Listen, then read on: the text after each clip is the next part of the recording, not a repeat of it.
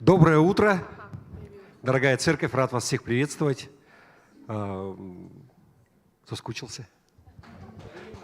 Давайте мы поднимемся на наши ноги, мы помолимся. Благословим сегодняшнее собрание, этот день, и будем совершать то, ради чего мы сюда пришли, совершать богослужение. Отец Небесный, Господь, благодарим Тебя за милость Твою, благодать к нам, Господи. Благодарим Тебя за то, что Ты даешь возможность приходить сюда, в это здание, своими ногами. Здесь тепло, уютно, братья и сестры рядом. Мы просим Тебя, Господи, благослови сегодняшнее собрание, этот день, как мы его благословляем. Господь, я прошу Тебя о том, чтобы Твое присутствие, оно было здесь, Господи, чтобы Ты касался сердец людей. Господи, пусть каждый в этом собрании получит то, в чем он нуждается. Даже, может быть, он сам этого не знает. Господи, я провозглашаю, что люди будут получать исцеление без молитвы просто даже, Господи. Потому что Твое присутствие, оно будет наполнять. Господи, люди будут получать ободрение, будут получать исцеление не только физическое, но душевное, духовное. Господи, восстанавливай. Я прошу Тебя. Пусть никто не уйдет равнодушным, Господь. Во имя Иисуса. Пусть будет так. И сейчас, Господи, прими эту славу и хвалу, которую мы приготовили Тебе, ибо Ты достоин, Ты великий Бог, Ты царь царей. Давайте Господу воздадим всю славу и хвалу. Господь, мы славим Тебя.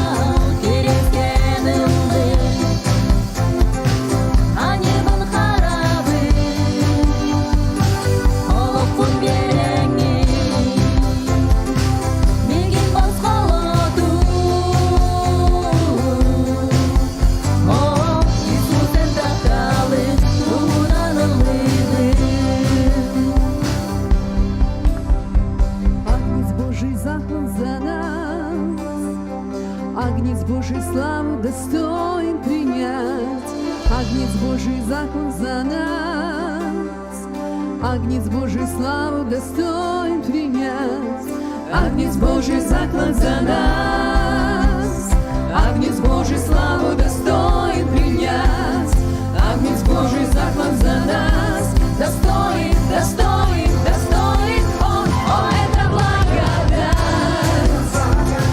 о, вечная любовь, Ты принял на себя, мой крест и мой позор, Ты свою жизнь отдал, меня освободил. О, Иисус, я буду петь о Твоей любви.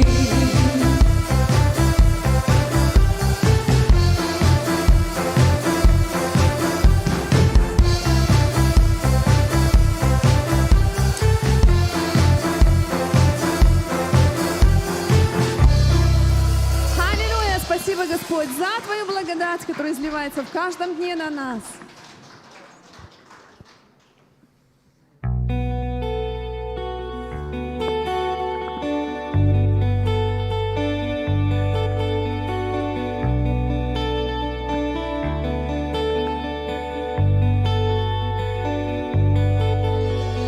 Каждый день ранним утром я жажду познавать Тебя, сердцем сокрушенным пред Тобой. Божий Дух наполнит дом, мир и свет в сердце моем.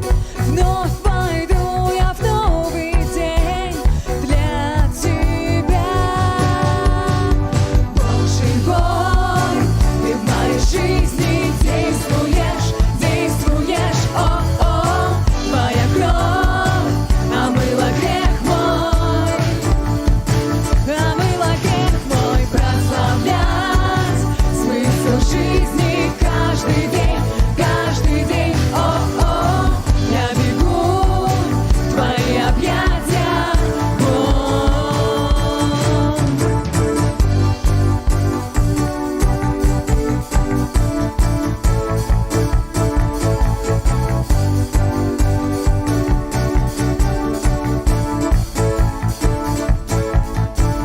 Мир жесток и полон бед, но Иисус наш яркий свет. Мы Твоей благодатью спасены. Сердцами полными огня мы жаждем видеть чудеса. Действуй в нас и через нас, Бог. Бог живой, Ты в моей жизни действуешь, действуешь, о-о. Твоя кровь омыла грех мой. Прославлять смысл жизни каждый день, о-о. Я бегу в Твои объятия, Бог. В Твои объятия, Бог, в Твои объятия, Бог.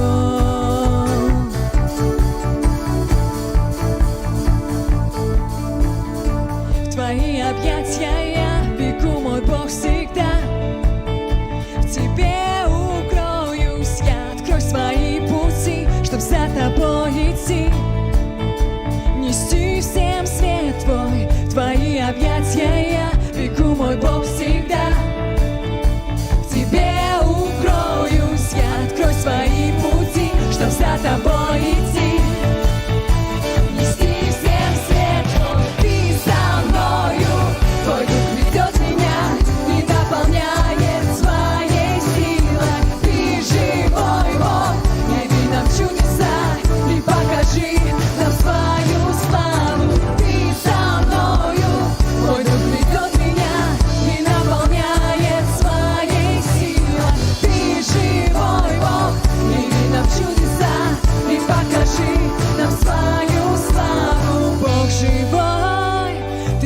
жизни действуешь, действуешь, о, твоя кровь омыла грех мой.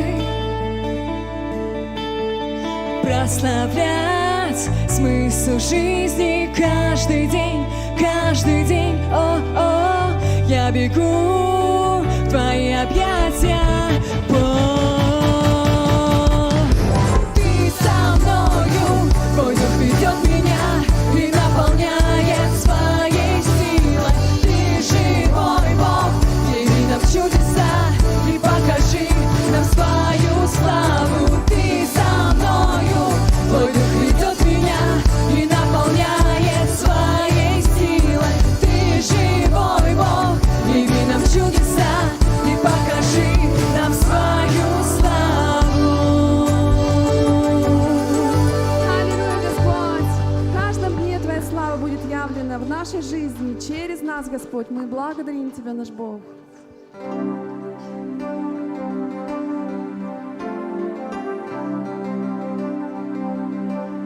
Тщетно искал, чем сердце наполнить звоном монет и славой побед, что тают, как сон. Тогда ты пришел, собрав осколки жизни, все, что нужно мне, с избытком в тебе я навек приобрел. В этом мире нет ничего, что сравнится с тобою, мой Бог, не сравнится. Ничто в этом мире с тобой.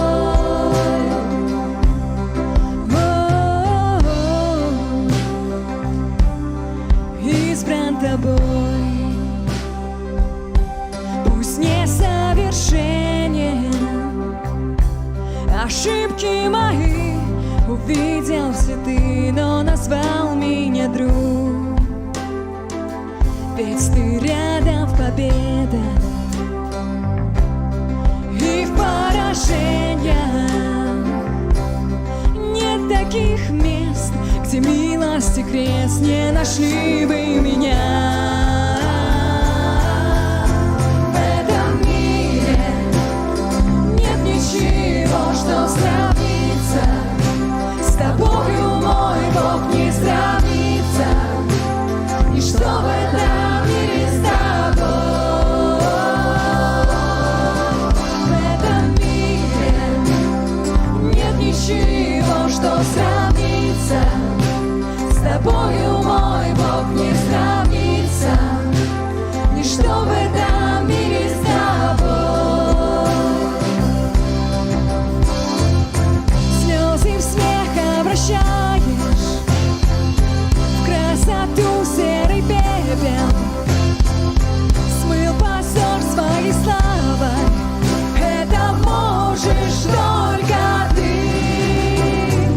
Строить сад из развалин, из костей делать воинов, разделять слово море. Это можешь только ты. Это можешь только ты. В этом мире нет ничего, что сравнится с тобою, мой Бог, не сравнится. Ничто в этом мире с тобой. В этом мире нет ничего, что сравнится с тобою, мой Бог, не сравнится. Ничто в этом мире с тобой. В этом мире нет ничего, что сравнится с тобою, мой Бог, не сравнится. Ничто в этом мире с тобой.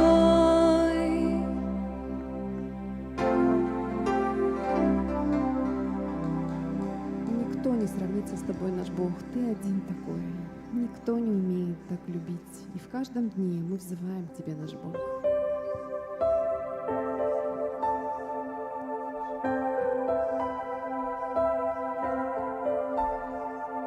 Все во мне взывает, все течет к Тебе.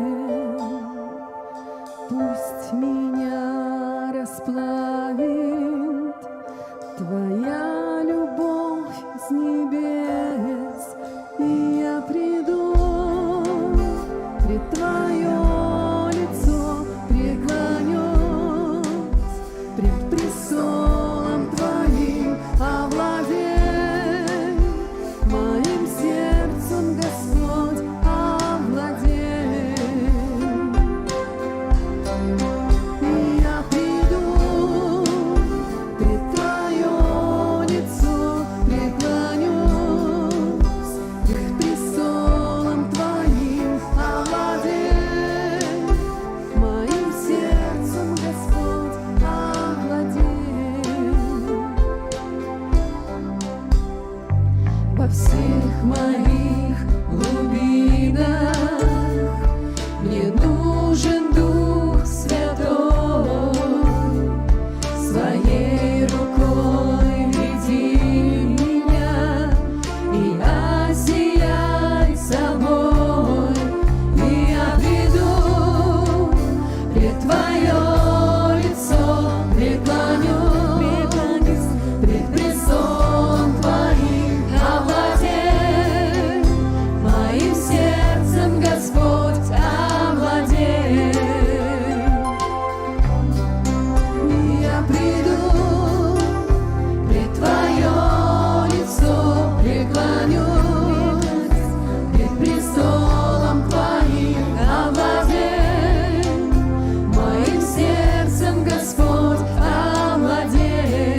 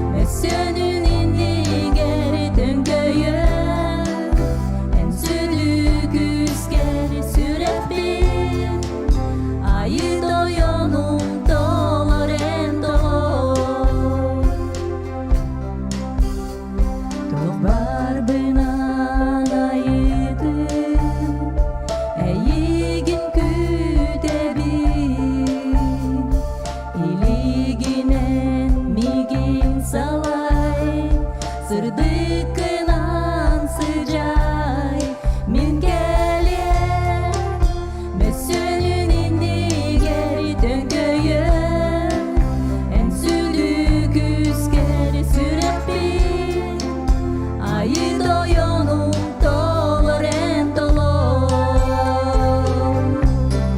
И я приду пред Твое лицо, преклонюсь пред престолом Твоим, овладей моим сердцем, Господь, овладей.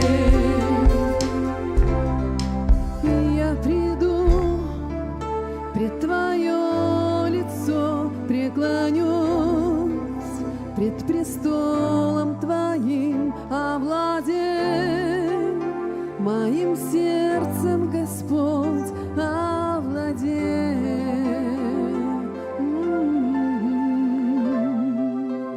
О, Господь, будь на престоле сердец наших, властвуй в наших сердцах, в каждой жизни, в каждом сердце, Господь.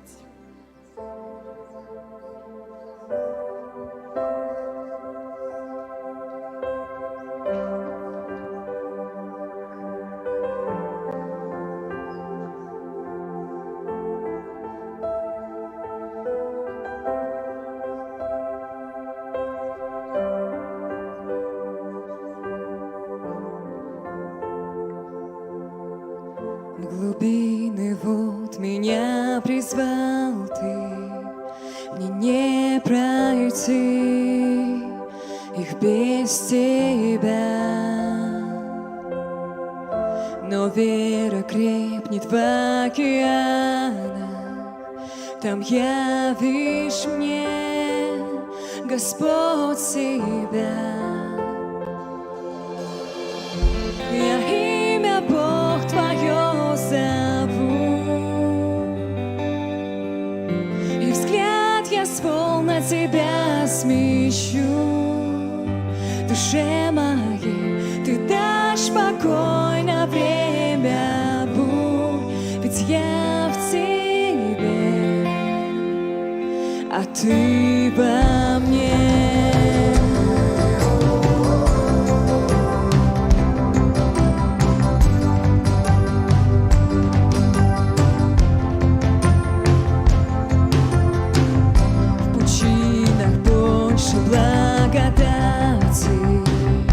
Рукой своей меня спасешь,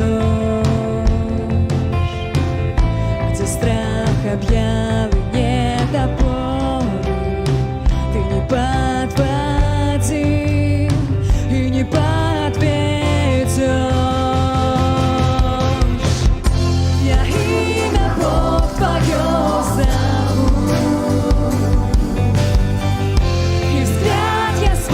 Тебя смещу. Душе моей Ты дашь покой на время бурь, ведь я в Тебе, а Ты во мне.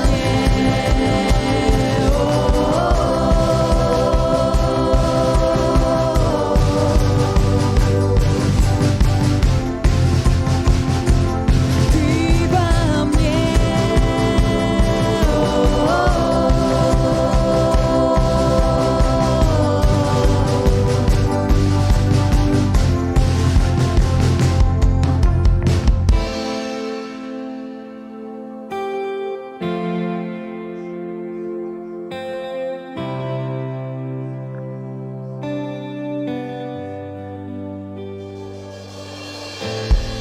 Безгранично доверяюсь Духу Бога, пусть ведет меня по водам, туда, куда призвал Он.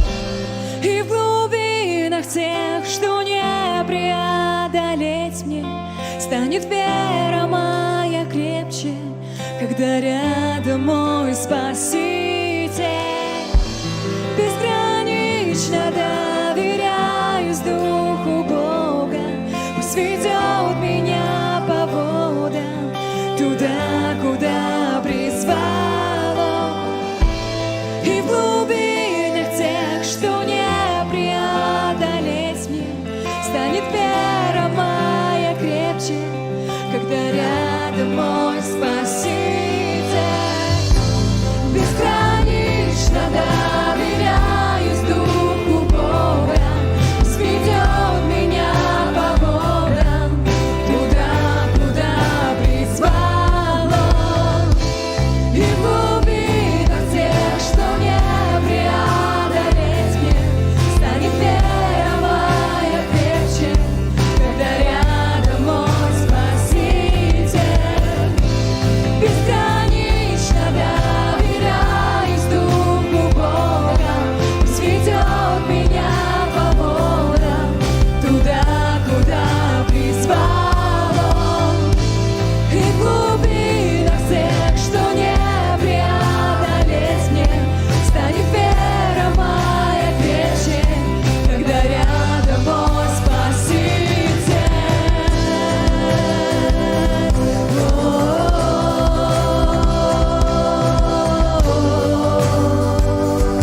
Когда рядом мой Спаситель.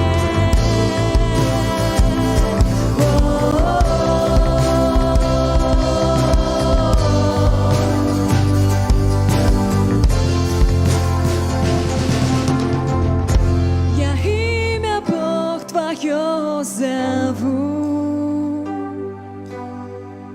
и взгляд я свол на Тебя смещу. душе моей, Ты дашь покой на время бурь, ведь я в Тебе, а Ты во мне.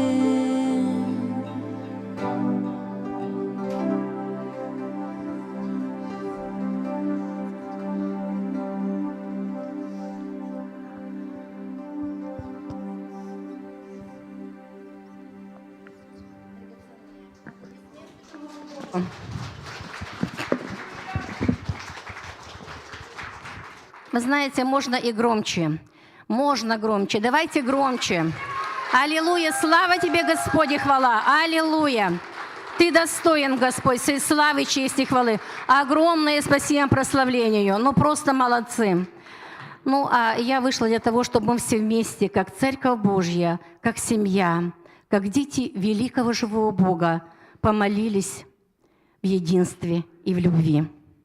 И мы сегодня пели, что преклонюсь пред престолом Твоим. Вы знаете, я преклонила колени, и вы действуете в своей свободе. Но у меня побуждение сегодня помолиться, именно преклонив свои колени физически. Вы действуйте как вам угодно. Дорогой Господь, мы преклоняемся пред Тобой, Господь, и в духе, и физически. Просто как храм Твой, потому что Ты больше, чем храм. Мы склоняемся пред Тобой, Господи. Мы хотим растечься, как вода пред Тобою, потому что мы никто и ничто были, но Ты высоко нас поднял. Ты вытащил каждого из нас из рва. Ты омыл, очистил, осветил, Господи. И Ты нас дала своими детьми, царственным священством. Боже, благодарим Тебя за эту великую честь, которую Ты нам оказал. Благодарим Тебя, славим Тебя, превозносим. Да святится Твое имя, наш Бог. Всемогущий, всесильный, святой, благой, вездесущий, Господь, Творец неба и земли. Вся земля полна Твоей славы. И мы, Господи, видим Твою руку, и Твою милость, Господь, и Твою благодать в каждом дне ощущаем. И сейчас, Господь, мы просто преклоняемся пред Тобою, пред Твоим величием, пред Тобою как Творцом и как Господом, как Богом. Преклоняемся и стоим у Твоего престола благодати и милости, чтобы получить благовременную помощь в каждой ситуации. Только Ты знаешь, Господь, кто в чем нуждается. И прямо сейчас, Господь, из Твоих кладовых, из Твоих, Господь, тех сокровищ, Господь, которые Ты хранишь, Господь, там, на небесах, да получит каждый тот, в чем нуждается. Пусть произойдут это чудотворение, Господь. Эти блага да будут излиты на народ Твой во имя Иисуса Христа. Ты живой, Господи, и Твое Слово вечно и неизменно, что уповающий на Тебя не будет постыжен, что для Тебя нет ничего трудного и невозможного, и любящим Тебя все содействует ко благу. И прямо сейчас, Господь, пошли ангелов Своих к детям Своим, которые сейчас склонились, кто в духе, кто еще и физически, Господи, каждому человеку, кто молится к Тебе с упованием и верой, пошли ангелов, чтобы были исполнены те просьбы, о которых молятся дети. Забери, Господи, все заботы на себя. По слову Твоему мы отдаем. Мы отдаем все на крест, где уже произошло исцеление. Мы отдаем всякую немощь, потому что Ты забрал на крест. Мы отдаем всякое проклятие, потому что оно было распято Тобой. Мы отдаем, Господь, все поражения и берем Твою победу. Мы вступаем в это по праву. Мы проходим, Господь, через крест животворястый, по ту сторону, Господь, там, где есть победа, где есть жизнь. Мы берем эту жизнь во имя Иисуса Христа, чтобы нести ее в мир, чтобы нести тем, Господь, которые не знают, свет Евангелия. Мы проходим, Господь, и просим Тебя, окропи нас своей кровью, очисти и освети, Господи, чтобы были чистыми сосудами, достойными, чтобы Ты мог изливать через нас во имя Иисуса Христа, Господи. И да будет Слово наше, как Слово Божье, и вера наша да возрастает во имя Иисуса Христа. Благодарим Тебя, Господи, что прямо сейчас Ты посещаешь каждого и касаешься сердца каждого. Благодарим Тебя и славим за все. Спасибо Тебе, Господь, за чудесные ответы, за чудотворение и исцеление, за финансовые потоки, Господь, что небеса, они открыты над детьми Твоими, за идеи, Господь, которые от Тебя, Господь. Благодарим Тебя за Твою любовь, которая изливается в сердца наши. Благодарим. Славим Тебя, Господь, и превозносим. И прямо сейчас, Господь, мы молимся Тебе. Мы молимся, Господь, Тебе, великому Богу, от которого ничто не сокрыто и ничто не сокрыто, пред которым все тайное, явное. Мы молимся Тебе, Господь, об этой ситуации, Господь, об это СВО, которое происходит между Украиной и, Господь, Россией, и, Господь, и той войной, которая идет сейчас на Ближнем Востоке. Мы приносим Тебе, Господь, эти страны. Мы приносим, Господи, молимся о мире. Мы молимся о мире, Господи, чтобы Ты, если это возможно, Господи, сократил дни войны и там, и там. Мы желаем, Господь, мира. Мы просим этого мира, но мира Божьего. Мира Божьего просим, Господи. Мы молимся и благословляем сейчас наши народы и благословляем Израиль, который Ты хранишь, как зеницу ока. Мы говорим, да будет благоденствие в чертогах Твоих, Иерусалим, и да будешь Ты неделим по Слову Божьему. И всякое орудие, которое будет сделано против Израиля и против Твоего народа, да не будет успешно во имя Иисуса Христа. И всякий язык, который будет состязаться с нами в суде, мы победим во имя Иисуса. Господи, благодарим Тебя, благодарим и славим Тебя, Господи, что Ты не спишь и не дремлешь, что Ты хранишь народ Твой, и Ты отвечаешь на молитвы детей Своих, что Ты, Бог, любящий миловать. Помилуй нас, помилуй и прости во имя Иисуса Христа. Мы также, Господь, просим Твоей милости и Твоей благодати, Господь, для этой церкви, которую Ты насадил в городе Якутске, и для церквей других в этом городе, потому что это одна церковь, и для церквей, Господь, наших в Северо-Восточном Союзе. Благослови, Господи, да будет дух единства и дух любви между нами. Благослови, Боже. Дай просто мудрости, Господь, нашим, Господи, пастырям, епископу. Дай мудрости, Господь, каждому служителю, каждому, Господь, христианину во имя Иисуса Христа, чтобы искали прежде всего то, что объединяет, а не то, что разъединяет, чтобы искали Христа и Христа распятого. Благослови нас, Господь, быть действительно солью и светом в этом мире. Благодарим Тебя, Господь, что это и Твое желание. Благодарим Тебя. Мы благословляем все власти, Господь, всех начальствующих в нашем городе, Господь.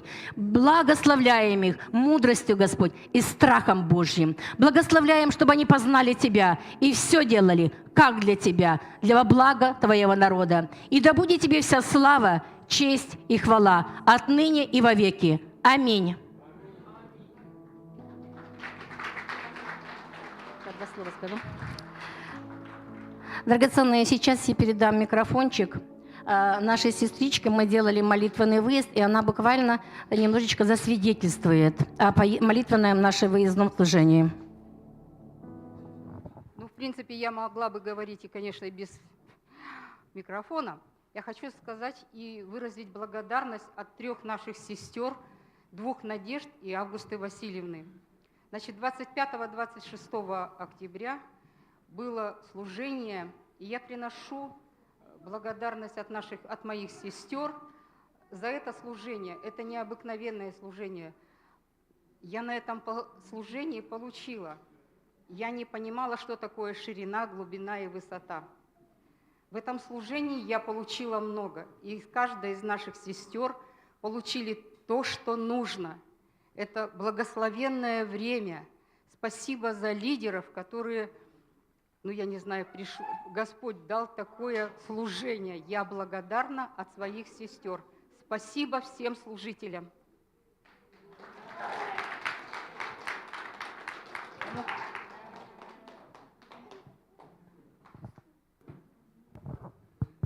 У вас какой-то ролик, да, есть еще или...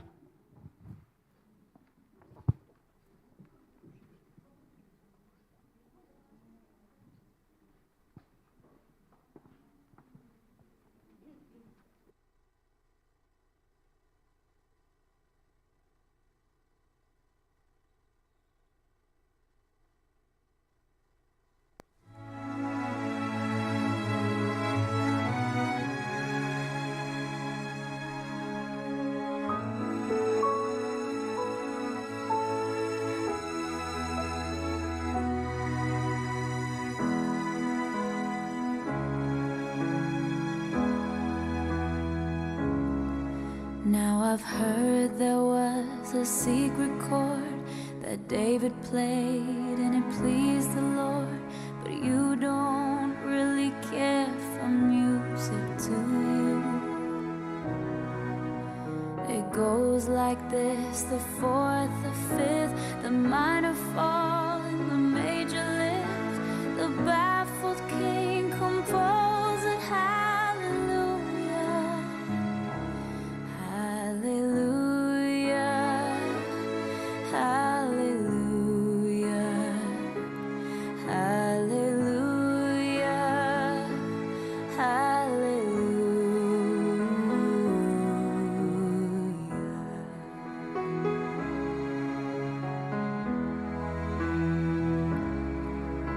You say I took the name in vain.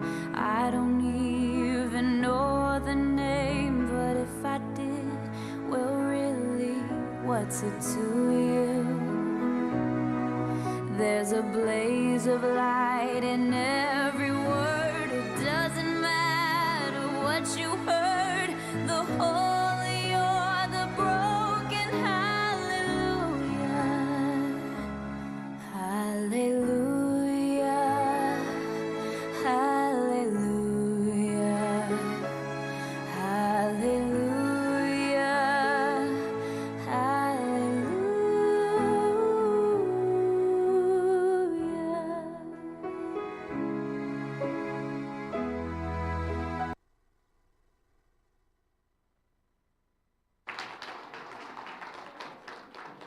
А можно свет включить вот в зале? Потому что как-то у нас совсем темно. Еще раз доброе утро всем. Я просто поясню, может быть, кто-то не понял, что вообще за служение, потому что, мне кажется, все поняли вообще, что происходит? Да? Один единственный человек, Дмитрий Петрович, руку поднял. Остальным непонятно, да? Понятно? Вы знаете, да, что у нас просто вот организовалось такое служение, не знаю, стихийное. Оно заключается в том, что вот берут сестер, старец, снимают домик за городом, едут туда и служат им. Молятся, я не знаю, что там еще делают, разговаривают, чай пьют. В общем, все довольны. И знаете, так здорово, что вот это вот служение, его никто не планировал, никто не назначал главных. Оно вот организовалось само по себе, так можно сказать, по наитию, по побуждению. Люди в зале, они служат, они делают, и это здорово. И так здорово, что вот что-то везде происходит, и, знаете, вот это называется жизнь. У меня реверб, да, включен или нет? Нет? Я так давно на сцене не был, голос свой собственный слышу и пугаюсь, наверное, поэтому... Еще раз доброе утро всем. У меня так много есть всего, что вам сказать, чем поделиться. И у нас не так много времени, наверное. Вот. У нас вот там есть стулья, можно пройти сесть. Можно, если что, сумочки подвинуть. У нас чистый пол, в принципе, можно ложить. Прошли те времена, когда у нас, знаете, пыльно было, так скажем, мягко. Сейчас вроде бы все хорошо. Вы знаете, прежде чем я перейду и буду что-то говорить дальше, у меня есть одна просьба к тем, кто приезжает на машинах и паркуется. Я заметил, что мы, у нас такая традиция сложилась, паркуемся далеко от забора, чтобы здесь люди проходили. Но есть проблема с этим. Когда приезжают потом люди, они не могут встать во второй ряд. Поэтому не нужно стесняться, подъезжайте ближе, пожалуйста, к забору сюда. Так, чтобы сзади за вами могла встать еще одна машина.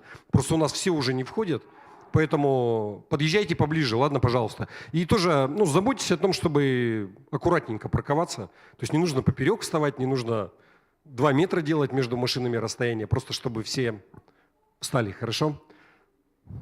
Нам же не нужно будет делать парковщиков, да, которые будут ходить и парковать. Может быть, всему свое время? Вот, вы знаете, что я и моя супруга, мы были на соборе. Большой собор РосХВЕ, который проходит раз в 4 года. И РосХВЕ – это Российский Объединенный Союз Христиан Веры Евангельской. Если кто не знает, мы входим туда. И на протяжении многих-многих лет Союз возглавляет Сергей Васильевич Риховский, это начальствующий епископ, и раз в 4 года по уставу Союза его переизбирают. Ну, вообще выбирают епископа, но получается так, что выбирает всегда его, поэтому получается, что его переизбирают. Вот. И на самом деле я поделюсь немножечко тем, почему вообще так происходит. На самом деле он уникальный человек. Вот благодаря ему, если кто в группах, вот все же, да, есть в группе, вот моя церковь, например, для общения. Я делился информацией, я сбрасывал вам, знаете, что вот была президент Путин, он собирал глав традиционных религий, так скажем, да, то есть направлений, религиозных объединений, где был патриарх, где был главный раввин, где были, я не знаю, у буддистов кто там, в общем, духовный сан какой у человека. И вы знаете, Сергей Васильевич тоже находился там. И я даже не, вопрос не в том, что они обсуждали и что там делалось, но вопрос в том, что к евангельским христианам, к протестантам относятся как к традиционному религии, наравне с православными в том числе. И центральная власть, она уже давно так относится. И это на самом деле благодаря усилиям вот именно Сергея Васильевича. И более того, вы знаете, наш союз, он не держит это в себе, то есть вот это влияние, которое оно есть, мы стараемся распространять вообще на все церкви, на все деноминации, которые есть в евангельском сообществе. И на самом деле, это здорово.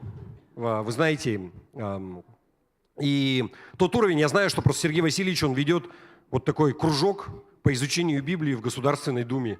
Когда он приходит с утра, и к нему приходят депутаты, они изучают Библию. И вообще это такая информация, которая особо не делится.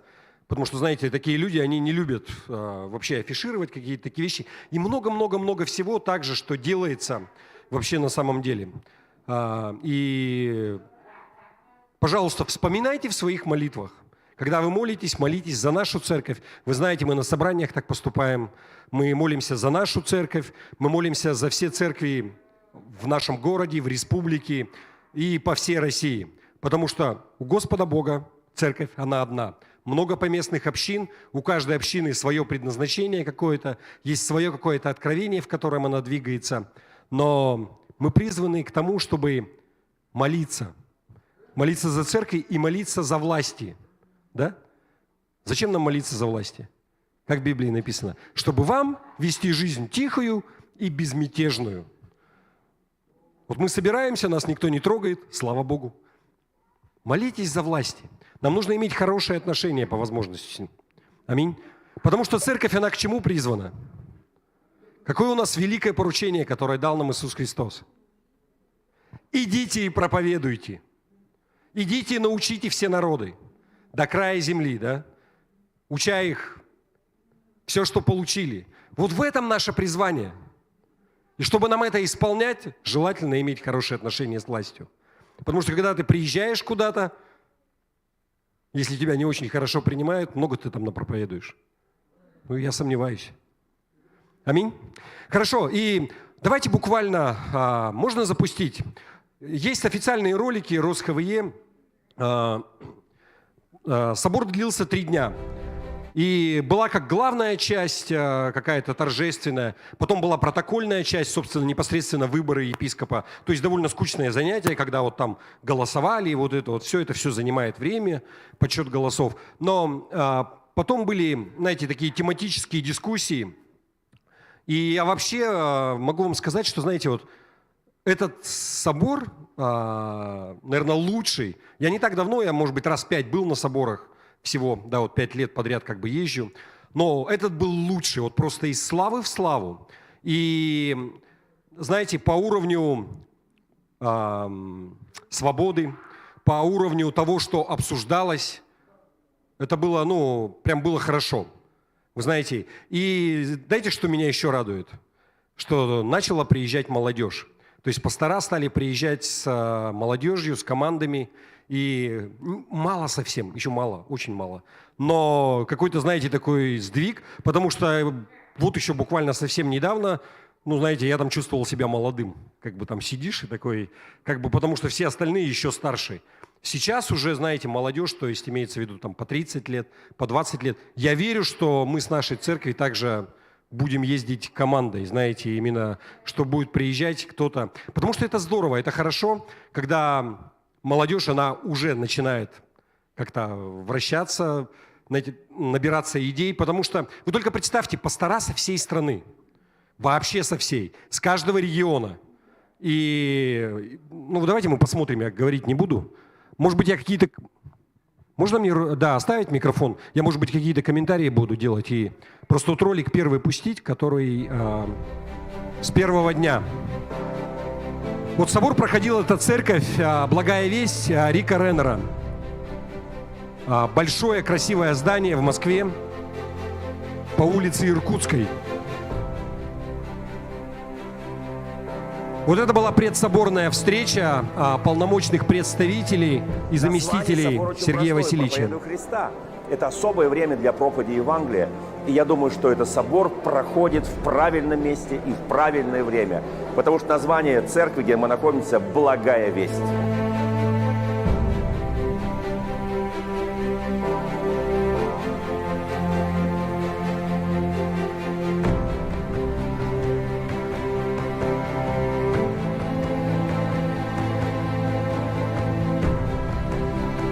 Ибо мы не себя проповедуем, но Христа Иисуса Господа. Мы собрались сегодня для того, чтобы воздать Ему хвалу. И там, где двое или трое собраны во имя Его, Он посреди них.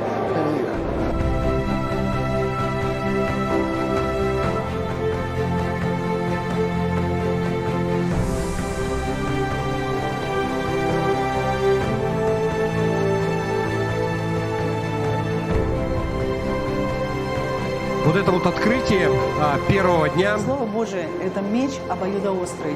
И когда Божье Слово положено на музыку, звуковая волна достигает каждого сердца. И призываю вас с хвалой на устах, идите вперед, провозглашая Евангелие до края земли.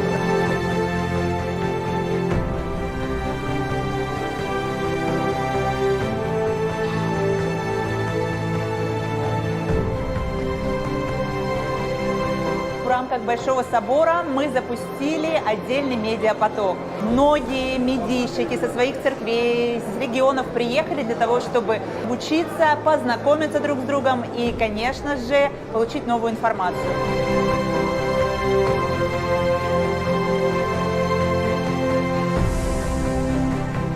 То, что самое главное, это спасение человека. И если это центр, в центре нашей церкви, тогда я думаю, что Бог, Он будет благословить все другое тоже. Мы все в пути вечности. Есть один путь туда. Это путь, это Иисус Христос. И можно второй ролик, наверное, да, сразу? Это вот второй и третий день, то, что происходило. Куда-то не туда.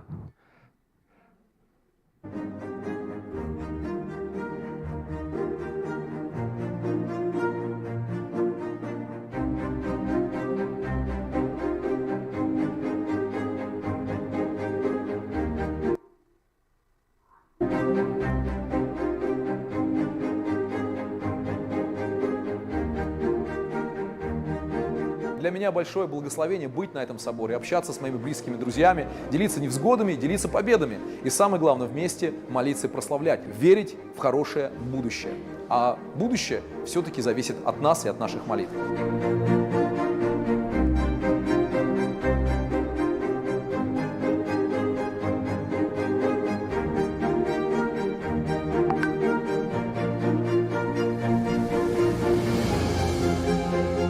Благословение встретить пастырей и епископов со всех концов нашей большой страны. Здесь мы общаемся, здесь мы имеем хорошее время. Очень классно, здесь мы можем сверять наши часы, мы можем смотреть в одно направление.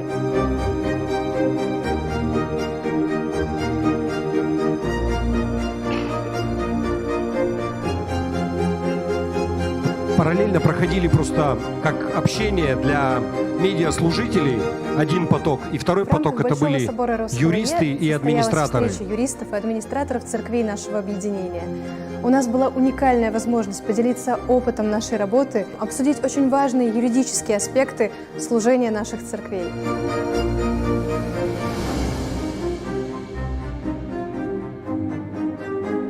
Вот это непосредственно процесс голосования, вот там бюллетени считают.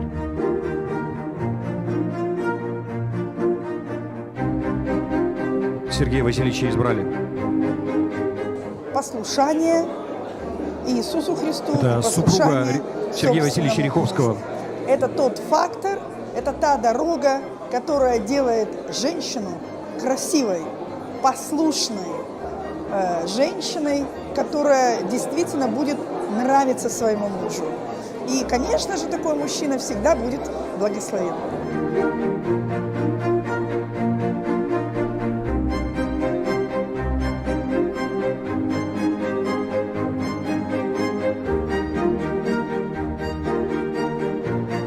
Христианство, оно и строится вокруг проповеди Евангелия спасения. И та благая весть, которой мы сегодня достигнуты и спасены, она дана нам, чтобы мы пошли и поделились ей с теми, кто в ней нуждается сегодня. Желаю каждому из вас проповедовать Христа во всякое время, на всяком месте, каждому человеку, кто в этом нуждается. Да благословит вас Господь.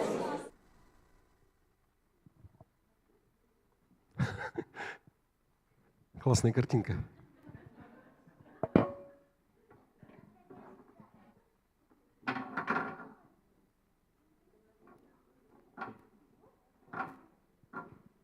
Да, вот еще фотография. Да, вот фотография последняя, это вот, собственно, ну, вы знаете всех там. Это вот наша делегация с нашего союза, так скажем.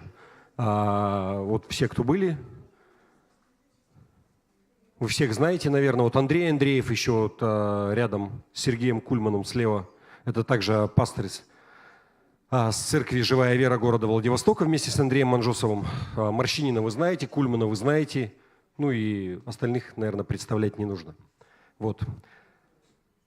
Не так много было в этом году почему-то, не знаю. У нас до этого как-то сунтарские ездили, я помню. Аж 5 человек было. 4 года, по-моему, назад. Вот, и вы знаете, ну, вообще было очень, я прямо вдохновлен тем, что происходит вообще в Союзе. Здесь не было показано, знаете, в конце вообще так совпало, что в эти дни, в дни проведения Союза, большая делегация Российской Федерации была в Китае. И президент Путин был там. И вы знаете, эта ну, собственно, миссия вот эта, она как пылесос засосала туда всех вообще. Просто я так понимаю, что были большие переговоры между людьми бизнеса, то есть многие бизнесмены из России поехали. Вообще кто-нибудь, все поехали в Китай, я так понял. И многие гости, которые должны были прийти поздравлять, ну, они тоже уехали. Но тем не менее, был представитель от администрации президента. То есть там главный советник по внутренним делам, он плотно вообще сотрудничает, пришел поздравить главный муфтий, главный раввин. Вернее, он сам не пришел, прислали представителей. И все остальные там всевозможные, знаете, там адвентисты 7-го дня, кто-то пришел с параллельного союза РЦ, ХВЕ, представитель пришел поздравить. И, ну, было вообще здорово. Также члены общественной палаты пришли, члены президентского совета там по религиозным, политике и внутренней кто-то был. Даже были люди, знаете, там у нас есть такой, забыл, как называется точно, офицеры России, как-то или совет, или это герои России, 2 человека пришли, офицеры такие. Я был удивлен первый раз, и они тоже искренне как бы благодарили. Наверное, это связано с тем, что, ну вот у нас, вы знаете, что капелланы, в том числе, то есть они вот есть уже и образовательная программа, и с Министерством обороны, ну, подписывалась договор, что, то есть с евангельских христиан, с протестантских церквей также будут капелланы, не только от православной церкви. И это здорово. Да. Что еще вам сказать? Еще такая большая новость, это, помните, я вам говорил по поводу телевизионного канала, который давным-давно, я говорил еще, по-моему, в прошлом году, но, знаете, телевидение – это вообще дело не быстрое и дорогое, насколько я понимаю. То есть какой-то материал уже отснят и вообще… То есть это вот епископ Рик Реннер, это благодаря его усилиям, то есть на базе его церкви был выкуплен канал «Чистота» и получили сейчас также федеральную лицензию. То есть они могут заходить вот в пакеты, знаете, вот, например, Ростелеком. Ты включаешь, и у тебя пакет каналов. Вот, я не знаю, как наш будет называться канал. Или, «Благая весть». На данный момент он ведет вещание в тестовом режиме в интернете. Его можно смотреть. Есть какие-то передачи, которые там идут. Но вот надеюсь, что прямо в ближайшее время это как-то получит еще больший старт. Потому что прямо там также отснималось… дети, я забыл про вас. Там уже все это, у вас уже скоро урок закончится, а вы еще здесь сидите. Выходите вперед, давайте мы за вас помолимся и отпустим с миром. А я думаю, что нужно там, руками машут сзади. Дети уйдут, ползала пустого будет. Да, мы совсем забыли, и я забыл. Давайте мы благословим детей и отпустим их. Господь, благодарим Тебя за каждого ребенка в нашей церкви, за всех, кто сейчас здесь присутствует, также за каждого ребенка-подростка, кого уж сейчас нет по каким-то причинам. Мы просим Тебя, Господи, благослови их, как мы их благословляем, всяким Твоим благословением, Господи. Пусть Твоя рука, она будет над ними, уберегая их от зла. Господи, я прошу Тебя о том, чтобы Ты укрепил их здоровье. Сейчас осень. Не за горами всякие вирусы, болезни. И я прошу Тебя, Господи, пусть всякая болезнь, она обойдет их стороной. Пусть Твоя кровь, она защищает их, Господи. Укрепи их иммунитет. Даже если какой-то вирус попадет, пусть он будет уничтожен в организме просто. Во имя Иисуса. Пусть ничто не повредит, все пойдет им на пользу. Господи, я прошу Тебя, благослови этот учебный год. Кто что-то выбирает, какие-то программы, помоги определиться с выбором. И благослови их, Господи, чтобы они все усваивали. Прошу, благослови их семьи, чтобы дети были действительно радостью для родителей. И благослови их родителей, опекунов, всех, кто над ними есть, Господь, чтобы они их не раздражали, чтобы был мир в семьях. Во имя Иисуса. Пусть будет так. Аминь.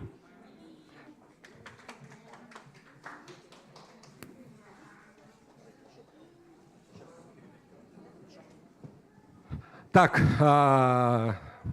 ну вот по поводу телеканала, я дальше продолжал. Просто можно, наверное, найти, называется «Благая весть» вообще вот у Рика Реннера. Я думаю, если поискать в сети, Яндекс.Помощь, наверное, можно найти.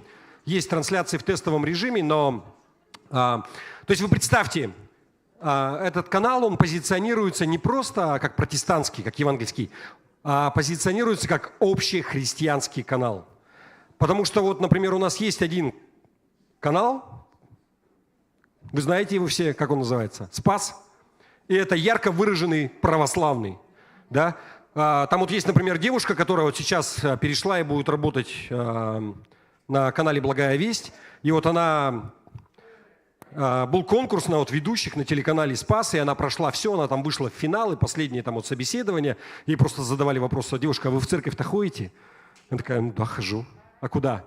Ну, она сказала там в «Благую весть» или там в «Слово жизни», ну и спасибо, мы вам позвоним. Как бы на этом собеседование было закончено. Вот, и вот этот канал, он позиционируется как общехристианский, то есть для всех деноминаций. И это здорово смотреть ролики в YouTube и присутствовать в интернете, но вы понимаете, что телевидение до сих пор имеет несколько больше вес. То есть можно зайти вообще в каждый дом, если это будет в пакетах, в каждую деревню, и люди все-таки еще смотрят телевизор пока еще. Да? Кто смотрит телевизор у нас вообще? Когда-нибудь включайте, у кого есть телевизор? Раз, два, три, четыре. А кто, давайте по-другому, кто не смотрит вообще телевизор, полностью интернет, телефон и соцсети? Кто есть такие? Ну, то есть, да, телевизор не смотрят, а просто ушли уже в интернет. Просто тенденция такая, я вот замечаю, что молодежь, она вообще в телевизор, по-моему, не смотрит. От слова совсем. Вот. И у нас прям такой насыщенный это, или как-то немножко получается. У нас есть еще объявление, я вот Марию Пак, можно? Да, она сделает объявление по поводу Рождества. Здравствуйте, дорогая церковь. Перед тем, как я скажу про Рождество, я хочу сказать немножко про наше чаепитие. Нас благословили, и нам представили двух помощниц. Это Девора и Дарина. Это дочери пастора Олега. И они очень классно помогают, прям такие аккуратные. В общем, когда будете кушать бутерброды, знаете, что они сделаны детскими руками. Вот. Да, мы посчитали, мы примерно плюс-минус около 200 бутербродов делаем каждую неделю. Вот.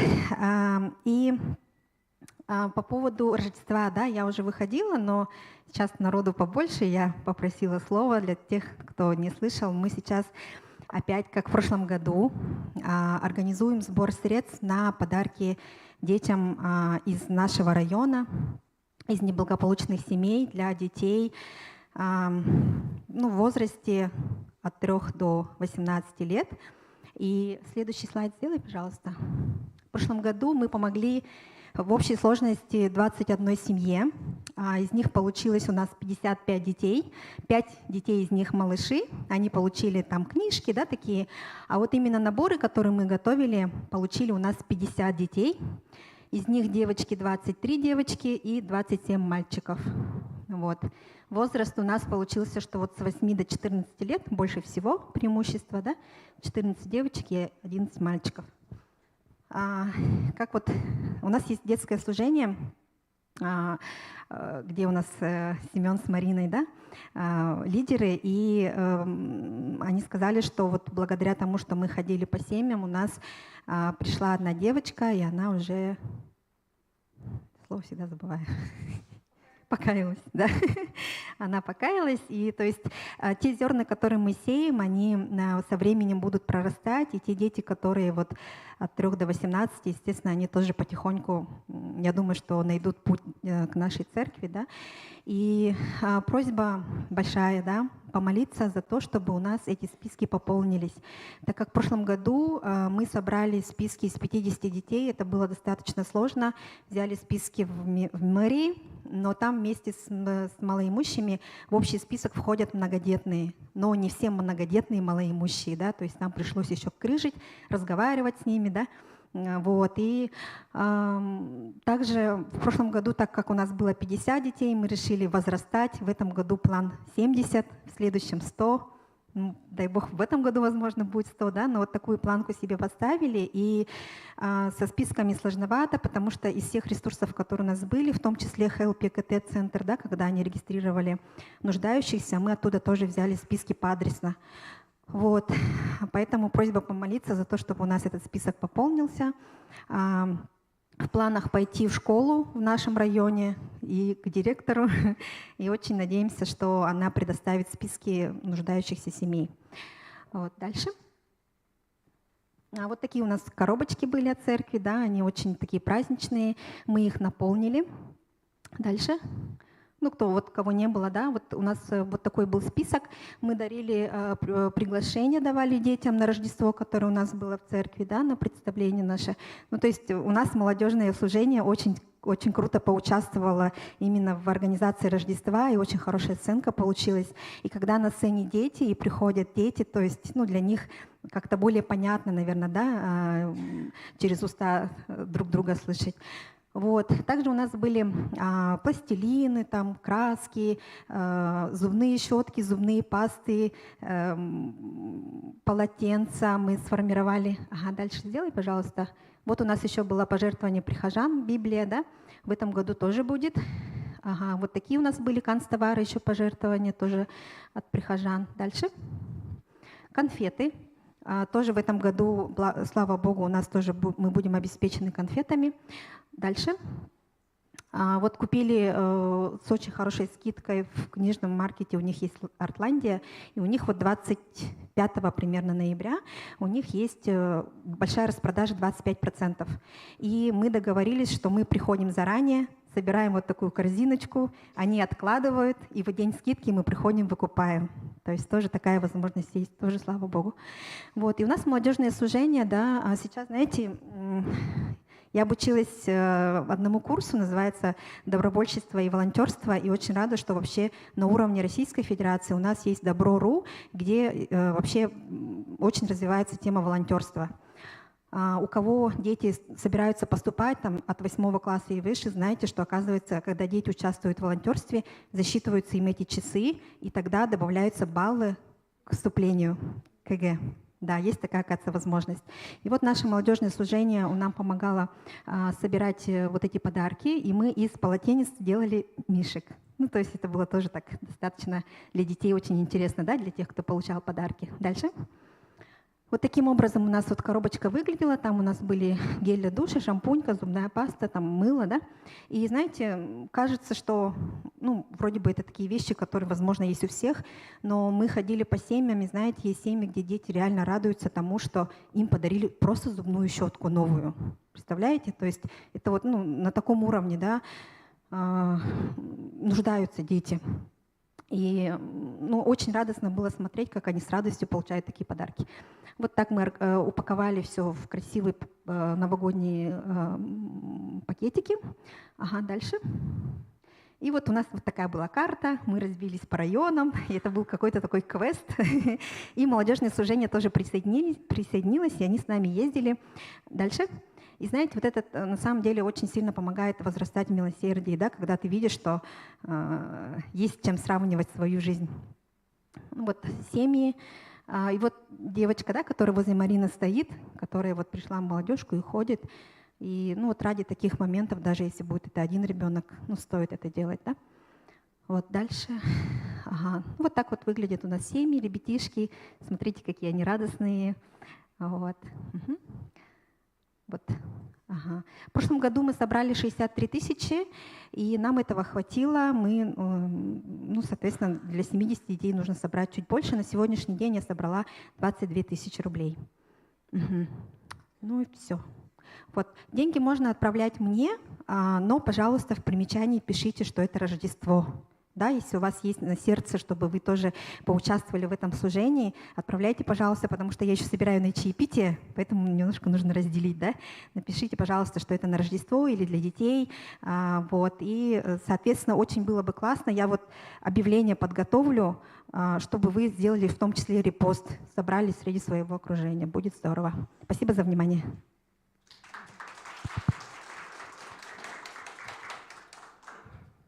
Слава Богу.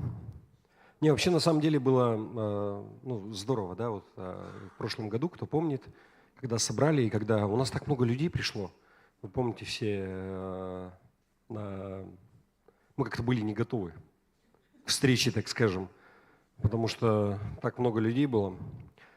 Вот, в этом году, я надеюсь, знаете, у меня есть желание, я не знаю, как получится, сделать рождественский концерт. Праздничный, вот именно концерт, чтобы мы могли прийти и насладиться хорошей музыкой. Всякое разное, молитесь, чтобы все получилось. У нас время еще есть, подготовиться, наверное. Постараемся сделать так.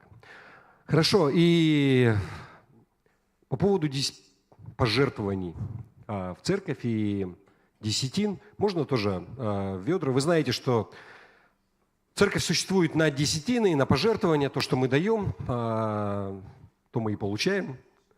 Как бы, и если вы первый раз в церкви, если вы не знаете, зачем, почему, не переживайте, это дело добровольное, как бы доброохотно отдающего любит Бог. Если вы не первый раз, вы знаете, зачем это и почему, пусть Господь благословит вас. И не вставайте, я помолюсь за вас. Господи, прошу Тебя, благослови каждого человека, который когда-либо давал, дает церкви. Я прошу Тебя, Пусть их рука, она никогда не оскудеет, пусть у них в жизни все будет хорошо, не только в финансовом плане, но вообще по жизни, Господи. Я прошу Тебя, благослови каждого, как я благословляю обильно. Господь, пусть всегда на все хватает, пусть всегда остается еще, чтобы давать не только в церковь, но чтобы можно было уделить кому-то, кто нуждается в этом, Господи, чтобы видели нужды вокруг, Господь. И дай мудрости, я верю, что в нашей церкви будет полная свобода от долгов. Я провозглашаю, Господи. Пусть будет мудрость у каждого, как распоряжаться своими деньгами, как управлять финансами. Пусть будет так. Аминь. Аминь. У нас еще время осталось? Или просто к покаянию призвать и все, и с миром Божьим по домам? Я подозревал, что так и будет. Мне что-то, я слегонца приболел, когда летел, и, видимо, еще, я прилетел только вчера, и немножко, видимо, не адаптировался. Потому что уже второй раз смотрю, сначала думаю, где мой планшет, вроде бы приносил, теперь стакан потерял. То есть, видимо, еще до конца не проснулся. И сегодня я бы хотел с вами поделиться словом, я верю, от Господа, надеюсь.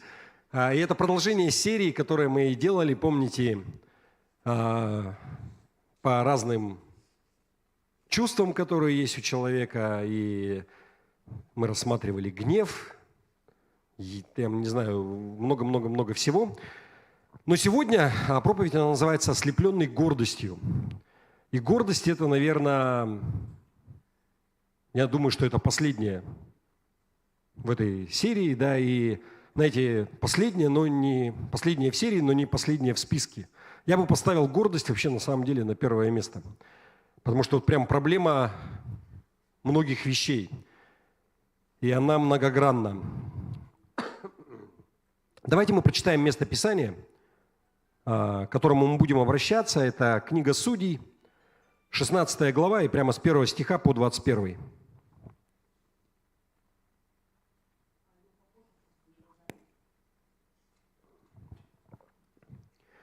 Пришел однажды Самсон в Газу, и, увидев там блудницу, вошел к ней. Жителям Газы сказали: «Самсон пришел сюда». И ходили они кругом, и подстерегали его всю ночь в воротах города, и таились всю ночь, говоря: «До света утреннего подождем и убьем его». А Самсон спал до полуночи. В полночь же, встав, схватил двери городских ворот с обоими косяками, поднял их вместе с запором, положил на плечи свои и отнес их на вершину горы, которая на пути к Хеврону. После того полюбил он одну женщину, жившую в долине Сарек. Имя ей Далида. К ней пришли владельцы филистимские, и, говоря ей: «Уговори его, и выведай, в чем великая сила его, и как нам одолеть его, чтобы связать его и усмирить его, а мы дадим тебе за то каждый 1100 сиклей серебра». И сказала Далиду Самсону: «Скажи мне, в чем великая сила твоя, и в чем связать тебя, чтобы усмирить тебя?» Самсон сказал ей: «Если свяжут меня 7 серыми тетивами, которые не засушены, то я сделаюсь бессилен и буду, как и прочие люди». И принесли ей владельцы филистимские 7 сырых тетив, которые не засохли, и она связала его ими. Между тем один скрытно сидел у нее в спальне и сказала ему: «Самсон, филистимляне идут на тебя». Он разорвал тетивы, как разрывает нитку из пакли, когда пережжет ее огонь, и не узнала силы его. И сказала Далида Самсону: «Вот ты обманул меня и говорил мне ложь. Скажи теперь мне, чем связать тебя?» Он сказал ей: «Если свяжут меня новыми веревками, которые не были в деле, то я сделаюсь бессилен и буду, как прочие люди». Далида взяла новые веревки и связала его, и сказала ему: «Самсон, филистимляне идут на тебя». Между тем один скрытно сидел в спальне. И сорвал он их с рук своих, как нитки, и сказала Далиду Самсону: «Все ты обманываешь меня и говоришь мне ложь. Скажи мне, чем бы связать тебя?» Он сказал ей: «Если ты воткнешь 7 кос головы моей в ткань и прибьешь ее гвоздем, то я буду бессилен, как и прочие люди». И усыпила его Далида на коленях своих, и когда он уснул, взяла Далида 7 кос головы его, и воткнула в ткань, и прикрепила их к колоде, и сказала ему: «Филистимляне идут на тебя, Самсон». Он пробудился ото сна своего и выдернул ткальную колоду вместе с тканью. И сказала ему Далида: «Как же ты говоришь, люблю тебя, а сердце твое не со мною? Вот ты трижды обманул меня и не сказал мне, в чем великая сила твоя». А как она словами своими тяготила его всякий день и мучила его, то душе его тяжело стало до смерти. И он открыл ей все сердце свое и сказал ей: «Бритва не касалась головы моей, ибо я Назарей Божий от чрева матери моей. Если остричь меня, то отступит от меня сила моя, я сделаюсь слаб и буду, как прочие люди». Далида, видя, что он открыл ей все свое сердце, послала и звала владельцев филистимских, сказав своим: «Идите теперь, он открыл мне все сердце свое». И пришли к ней владельцы филистимские, и принесли серебро в руках своих, и усыпила его Далида на коленях своих, и призвала человека, и велела ему остричь 7 кос головы его, и начал он ослабевать, и отступила от него сила его. Она сказала: «Филистимляне идут на тебя, Самсон». Он пробудился от сна своего и сказал: «Пойду, как и прежде, и освобожусь». А не знал, что Господь отступил от него. Филистимляне взяли его и выкололи ему глаза, привели его в Газу и оковали его 2 медными цепями, и он молол в доме узников. Фух. Вы все знаете эту историю, и вы знаете, что Самсон был посвящен с детства, то есть вот Назарей. Да, вот можно было бы попросить, чтобы снизу вот не стучали по железной колонне. Если бы кто-то бы это сделал, то нам было бы спокойнее, наверное. Как-то надо, у нас металлические просто все колонны. Если по колонне стучать, то вот такой вот звук происходит. Итак, все вы знаете эту ситуацию. О чем? Знаете, я бы хотел начать вообще с такого примера жизненного. Из моей личной жизни я знаю человека. И знаете, он работал в компании и много лет уже работал. Его повышали там где-то, знаете, как повышали, все равно работник. Где-то вот там что-то делает и работал очень хорошо. И уже много лет вроде бы в компании работает, но вот отношение начальства к нему было, откровенно не очень. Такое, знаете, вот как бы высокомерное такое, знаете, там, иди сделай то, там, или, знаете, бывает такое, вот у нас сейчас трудовые отношения не такие вот как бы стали. Раньше как-то во времена советские, как-то за работником бегали, можно сказать, сопли вытирали, да, там, а сейчас, если ты работаешь особенно в частной компании, очень многое зависит именно от того, каков этот человек, да. И очень часто люди, они злоупотребляют. И вот как раз была такая ситуация, знаете, не нравится, отваливай там и так далее. Вот. И, знаете, я потом так обрадовался, когда вот этот человек, его прямо так повысили, так скажем, вот начальник у него, он ушел, его поставили на место начальника. В частной компании, то есть не владельцем он стал, как директор вот, наемный. То есть стал носить белую рубашку, костюм. И вы знаете, каково было мое удивление, когда я увидел, что он начал со своими работниками похоже поступать. Я был уверен, что вот кто, а этот человек, он никогда подобного не сделает. Потому что он сам как бы прошел вот такие вот вещи. И когда я это увидел, знаете, я, век живи, век учись. Я был разочарован с одной стороны, но, знаете, мне запомнилась фраза одного работника, которого там был, я так с ним разговаривал, говорю: слушай, что случилось-то с человеком? Нормальный же парень был. Он говорит, он сказал такую фразу: одень человеку костюм и дай немножко власти, и ты получишь тирана. И, в общем, вот так.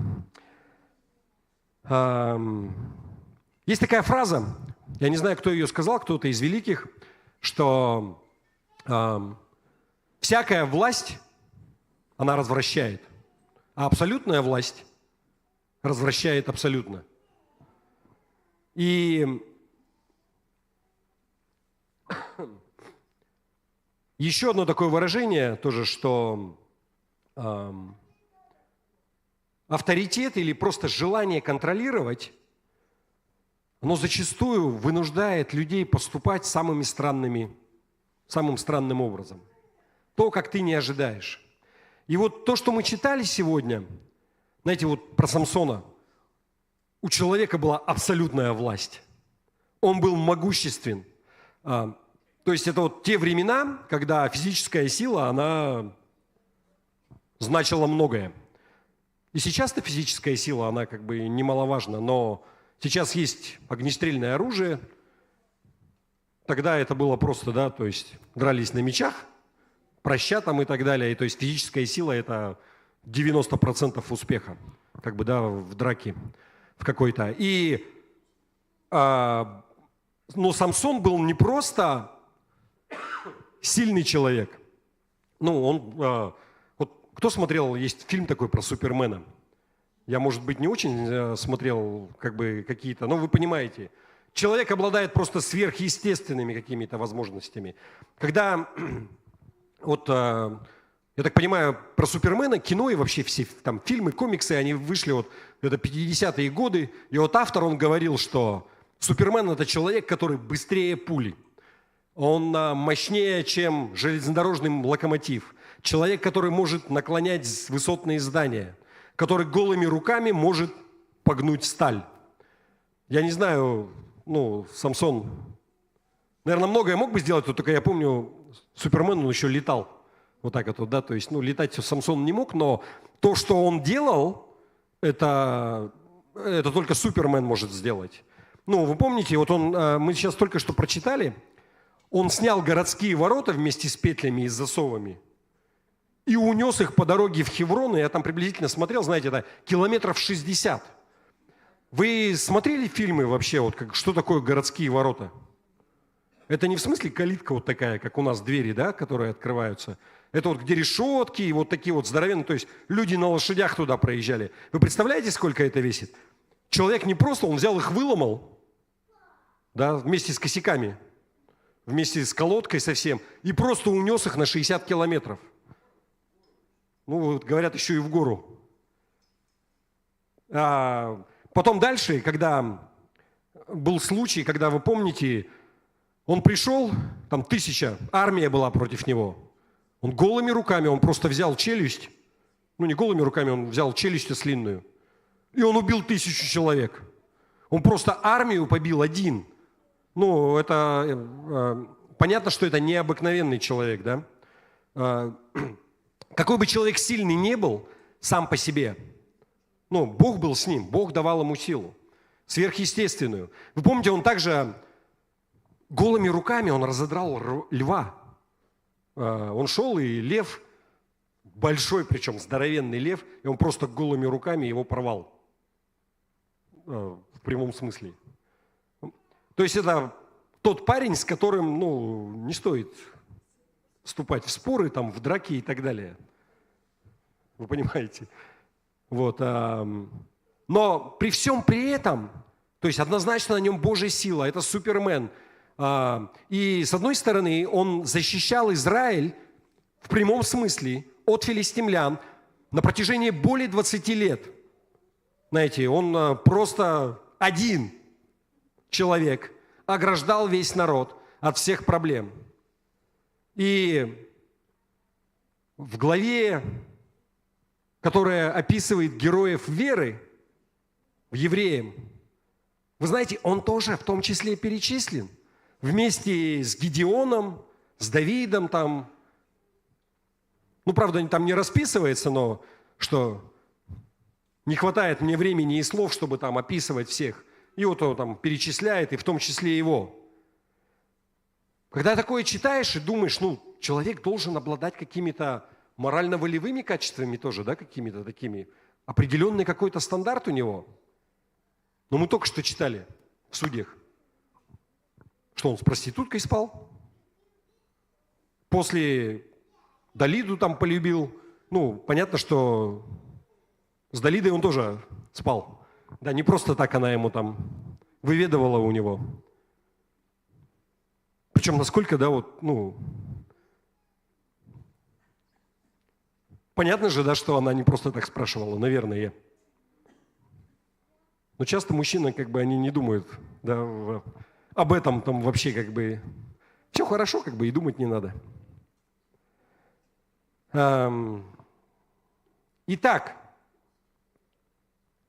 что же происходит? Да, с одной стороны, ну, человек веры, наделен Божьей силой, совершает такие великие дела, а с другой, как бы, абсолютно аморальный человек. Вы знаете, я вижу, что Самсон, он стал очень важным человеком. Он видел, ну, человек же ходит, и он видит, да я творю великие дела. Благодаря мне весь народ имеет шанс на то, чтобы воздух всасывать, ходить и улыбаться. Если бы не я, им бы всем уже давно крышка бы пришла. Верняком такие мысли, они приходили к нему. Вы согласны? Ну, человек же ходит, он делает. Да я сейчас стану, и потом, ну, представьте, в каком бы состоянии, то есть он там упал, там его связали, то есть спит так, что там вообще в каком там состоянии. Проснулся, тут же разодрал все, схватил, все порешал. Сила неимоверная. Раз прошло, второй раз прошло, третий раз прошло. У человека столько силы и столько власти, что эта власть, она в какой-то момент ударила ему в голову. Он начал чувствовать себя, что все могу. Причем не в Боге, да? Я все могу. Я настолько крут, что никого нет вообще. Итак, у него было столько власти, что эта власть, она ударила ему в голову в какой-то момент. Помните, как я говорил, что власть, она развращает, а абсолютная власть, она развращает абсолютно. Если у человека безграничная власть, этот человек, он, ну, прям подвержен тому, чтобы... А что меня остановит? Могу?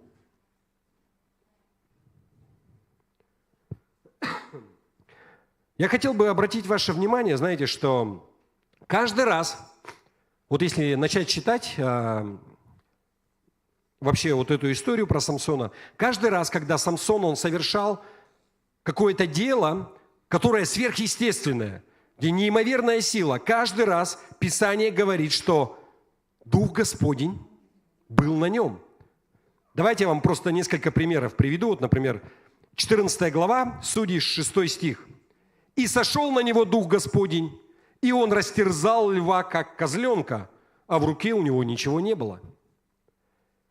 Потом 14 глава, это была 14 глава, 6 стих, да, я правильно сказал? 14 глава, 19 стих. «И сошел на него Дух Господень, и пошел он в Аскалон, и убив там 30 человек, снял с них одежды», ну и так далее, там просто ключевое, «и сошел на него Дух Господень», да. Дальше, 15 глава, Судьи, 14 стих. «И когда он подошел к Лехи, филистимляне с криком встретили его, и сошел на него Дух Господень, и веревки, бывшие на руках его, сделались, как перегоревший лен, и упали узы его с рук его». Еще раз, каждый раз, когда он что-то такое совершал, везде было написано, что Дух Господень сошел на него, он был на нем. И вот интересная вещь, я не знаю, это, наверное, не для этой проповеди, но после того, когда вот мы читали, что вот в нашей главе, которую мы сейчас читали, там 1 стих, когда он переспал с проституткой, знаете, удивительная вещь, что больше никогда нигде не написано, что Дух Господень, он сошел на него, что он был на нем. Ну, это отступление. Но, вы знаете, я думаю, что он все еще обладал силой после этого. Но он был, знаете, он перестал полагаться на Бога. Он уже думал, что я могу все. Когда Бог, Он дает какой-то талант, не обязательно вот физическую силу, но талант в чем-то, и ты двигаешься, и ты что-то делаешь, и наступает такой момент, когда человек, он может попутать берега. Да это я делаю. Ну, понятно, да, Господь со мной там или там это, но я делаю. Господь же так просто не двигается, Он меня выбрал, я Его руки здесь. И может быть, если человек даже так не говорит, но он допускает это как бы уже так в своем сердце, и ну вот да, я вот такой вот, бремя у меня такое, несу крест свой. И это то, что произошло с Самсоном, знаете. Я думаю, что он просто перестал, не то чтобы, он просто забыл. Всегда это было с ним, с рождения. Не нуждаюсь я в Боге. Сейчас встану, напрягусь, все порву, все порешаю.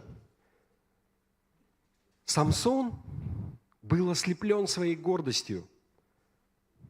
У человека все всегда получалось, все всегда по его. Все могу.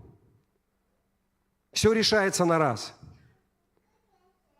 Он стал настолько могущественным, что начал думать о том, что мне не нужен Бог.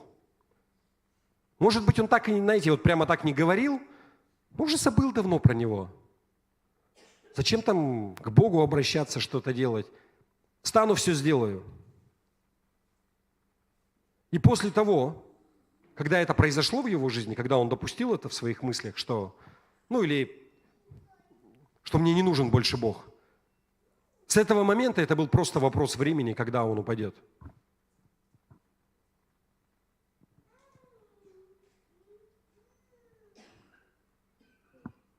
Притчи, 11 глава, 2 стих. «Придет гордость, придет и посрамление, но со смиренными мудрость». То же самое место в новом русском переводе прочитаю. «Вслед за гордыней приходит позор, а за смирением мудрость». Притчи, 16 глава, 18 стих. «Погибели предшествует гордость, а падению – надменность». Ну и все вы знаете Иакова 4,6. «Но тем больше дает благодать, посему и сказано, Бог гордым противится, а смиренным дает благодать». И это то, что произошло с Самсоном. Знаете, у меня такой пример, может быть, немножко такое отступление, из моей личной жизни. Мы как-то очень давно, у нас был пастор в церкви здесь, Александр Житков, и мы дружили, и мы ездили там на всякие охоты, рыбалки вместе. И вот я не помню, какой это год, ну, очень давно, знаете, вот у него, я помню, мы построили вот первый УАЗик на больших колесах в городе, вот это у него был. То есть мы купили 35-ю резину, такую большую УАЗик на военных мостах, и мы поехали на Амгу.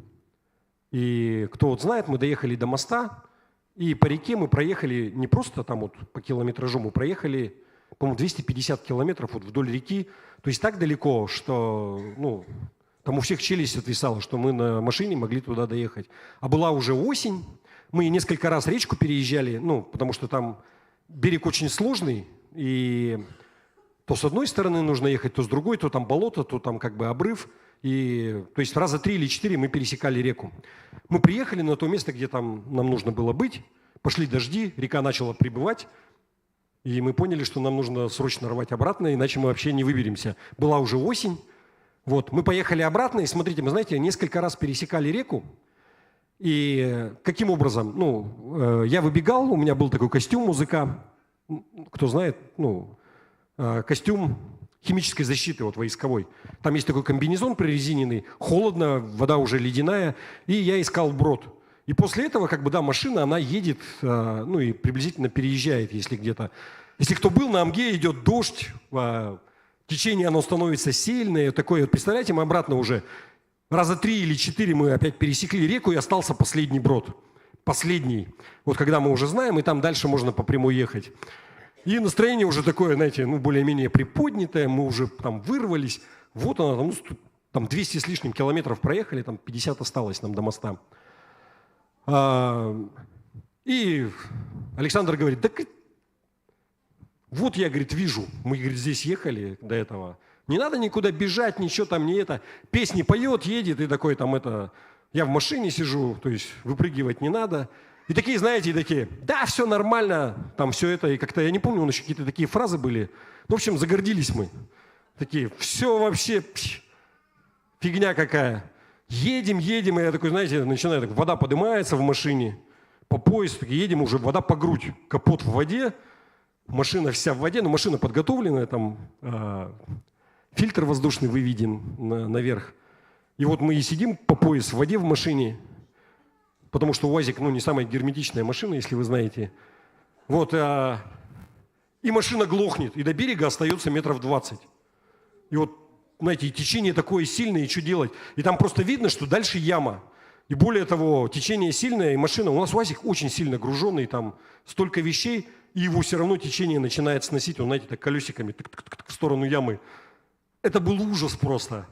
Я понимаю, что мы сейчас осень, мы все мокрые, ну, соответственно, то есть там спальники все всплыли, все там всплыло в машине, уже давно все мокрое. Я вспомнил, вот Бог гордым противится, а смиренным дает благодать. Знаете, вот последнее осталось. Ну, вот, да нам ничего не надо, мы все знаем. Уже здесь 10 раз ездили. Все закончилось хорошо. Я не про это, собственно, рассказывал, не хотел. Как-то далеко ушел. Мы выбрались там на стартере.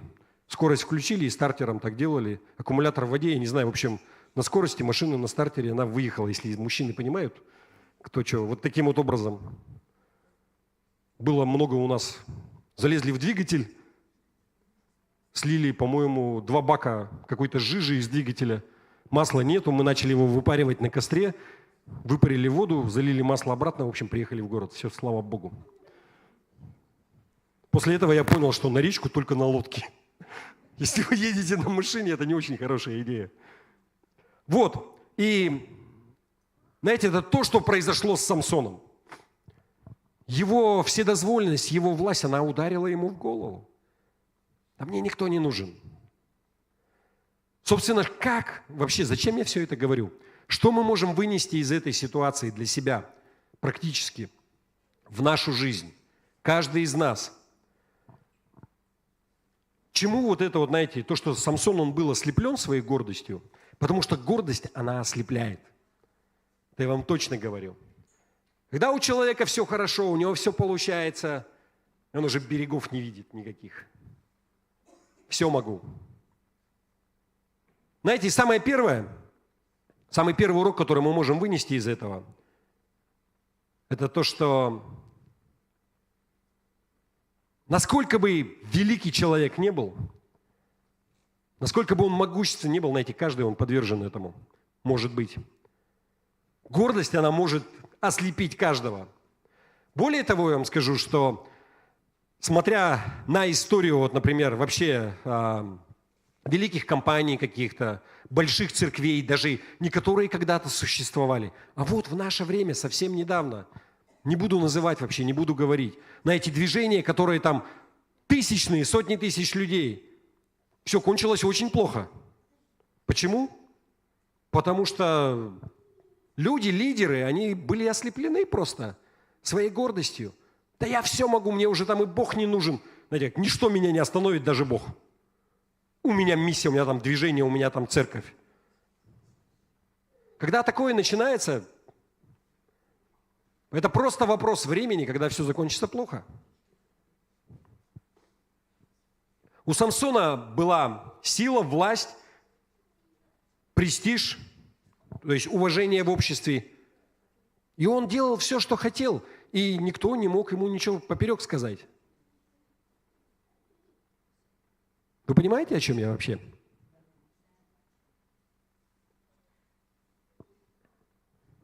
Итак, первое, то, что любой человек, он подвержен этому. И я бы сказал, что чем могущественнее, чем больше власти, тем сильнее опасность того, ну, вот как бы вообще быть подвержену этому. Я хочу вам рассказать такой пример из церковной жизни, не из нашей церкви, не из церквей нашего города и не из церквей нашей страны. Вы не знаете никого. Я кроме шуток вам говорю. Это... У меня просто есть знакомые, правда, это в другой стране, большая церковь. И, вы знаете, у них была, как старейшины, типа такие были, пресвитера. И вот один из пресвитеров, он спал налево и направо. Как бы, да, и в принципе все знали. И вот пришел как бы у них, ну, то есть старейшины старейшинами, а просто были все равно несколько людей, которые проповедовали. И вот один из проповедников, он как бы вынес это на свет, и человека как бы отстранили, убрали его из старейшин. Но с течением какого-то времени, потом вот этот проповедник, он куда-то уехал, который вот был в оппозиции, и церковь, она восстановила этого старейшина обратно. И все потому, что это был очень богатый человек. Это был человек с деньгами, который очень много жертвовал в церковь. И, ну, все взрослые, все понимают. Да? То есть, как бы, как мы его посадим там туда, если человек столько дает и так далее. Они просто закрыли глаза, а он продолжал вот такой вот образ жизни. Он спал просто, в том числе в церкви даже. Как бы, да? Все закончилось тем, что, знаете, 5 лет прошло, не так быстро. Через 5 лет в церкви начались финансовые проблемы. Большая церковь, в смысле вообще большая. И, ну, кто если был в Америке, там прямо большие церкви, дорого-богато, все. Вот вы смотрели у Рика Реннера, вот как бы, знаете, там ковровое покрытие, там оно с таким ворсом, ручки там такие прям бронзовые, двери там прямо из красного дерева и так далее, все. Вот, и оказалось, что один из диаконов, да, вот тот человек, который отвечал за бухгалтерию, он на самом деле вел двойную бухгалтерию, да. Было 2 книги, что-то там где-то не туда откладывал, писал. И вы знаете, когда старейшины не узнали об этом, вот этот человек, он пошел, он взял эти книги у него просто в доме, и он сжег их. Почему? Потому что у него позиция была такая: я не позволю тому, чтобы в моей церкви были какие-то вообще скандалы. Ну, то есть у него была как бы такая репутация, что и вот я в церковь, в которую хожу, все как бы шито-крыто, ничего не будем никуда выносить это все дело. Все кончилось тем, что церковь, она раскололась через какое-то время. И знаете, вот проблема, на самом деле, вот этот вот старейшина, и потом церковь, она тоже впала в такое, знаете, они, по-моему, там, это было уже давно довольно-таки, следующие там 15 или 20 лет у них никаких старейшин больше не было. То есть они настолько там обожглись. Но вся проблема в том, что вот этот человек, он был гордый человек. Ему многое было дозволено, он был щедрый. Слава Богу за это. Я думаю, что он много полезного сделал. Но вот это, знаете, вседозволенность, как бы ему многое прощалось. И вот эта вот власть, она ударила ему в голову, также ослепила его. Я могу и то делать, пошел там это схватил, могу спать налево и направо. То есть, это грех. И грех должен называться грехом в церкви.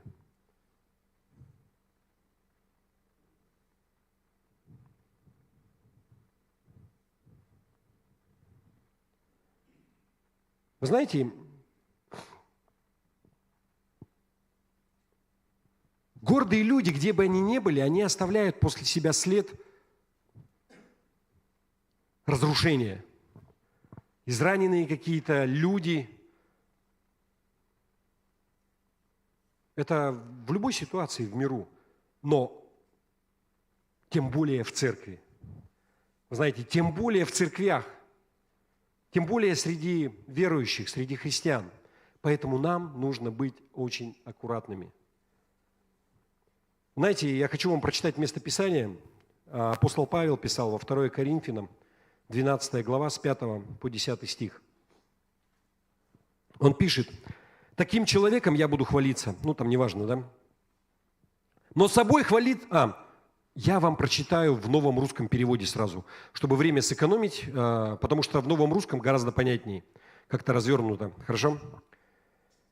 «Но собой хвалиться не буду, разве что своими слабостями.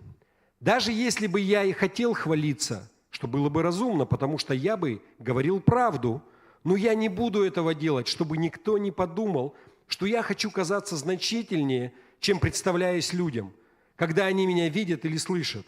И чтобы я не зазнавался тем, что получил такие великие откровения, дано мне жало в тело, ангел сатаны, чтобы мучить меня.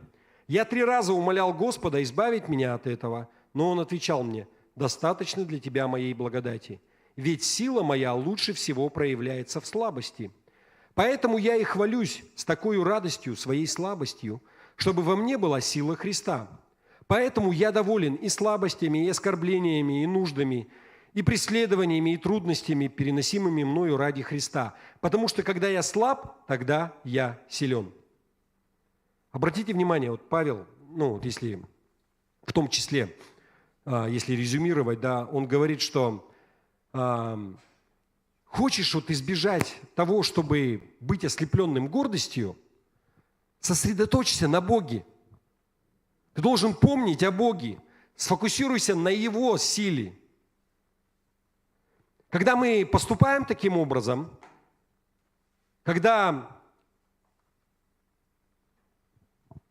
мы позволяем Его силе действовать в нашей жизни, когда мы понимаем, что мы слабы, вот смотрите, как объяснить. Вот в жизни человека есть определенное место, так скажем, да, вот как бы для проявления силы, могущества и так далее. Чем больше я проявляю своей силы, тем меньше силы остается для Бога. И чем больше я умоляюсь, и когда я понимаю, что я никто, Господи, чем меньше я, тем больше проявляется Бог в моей жизни.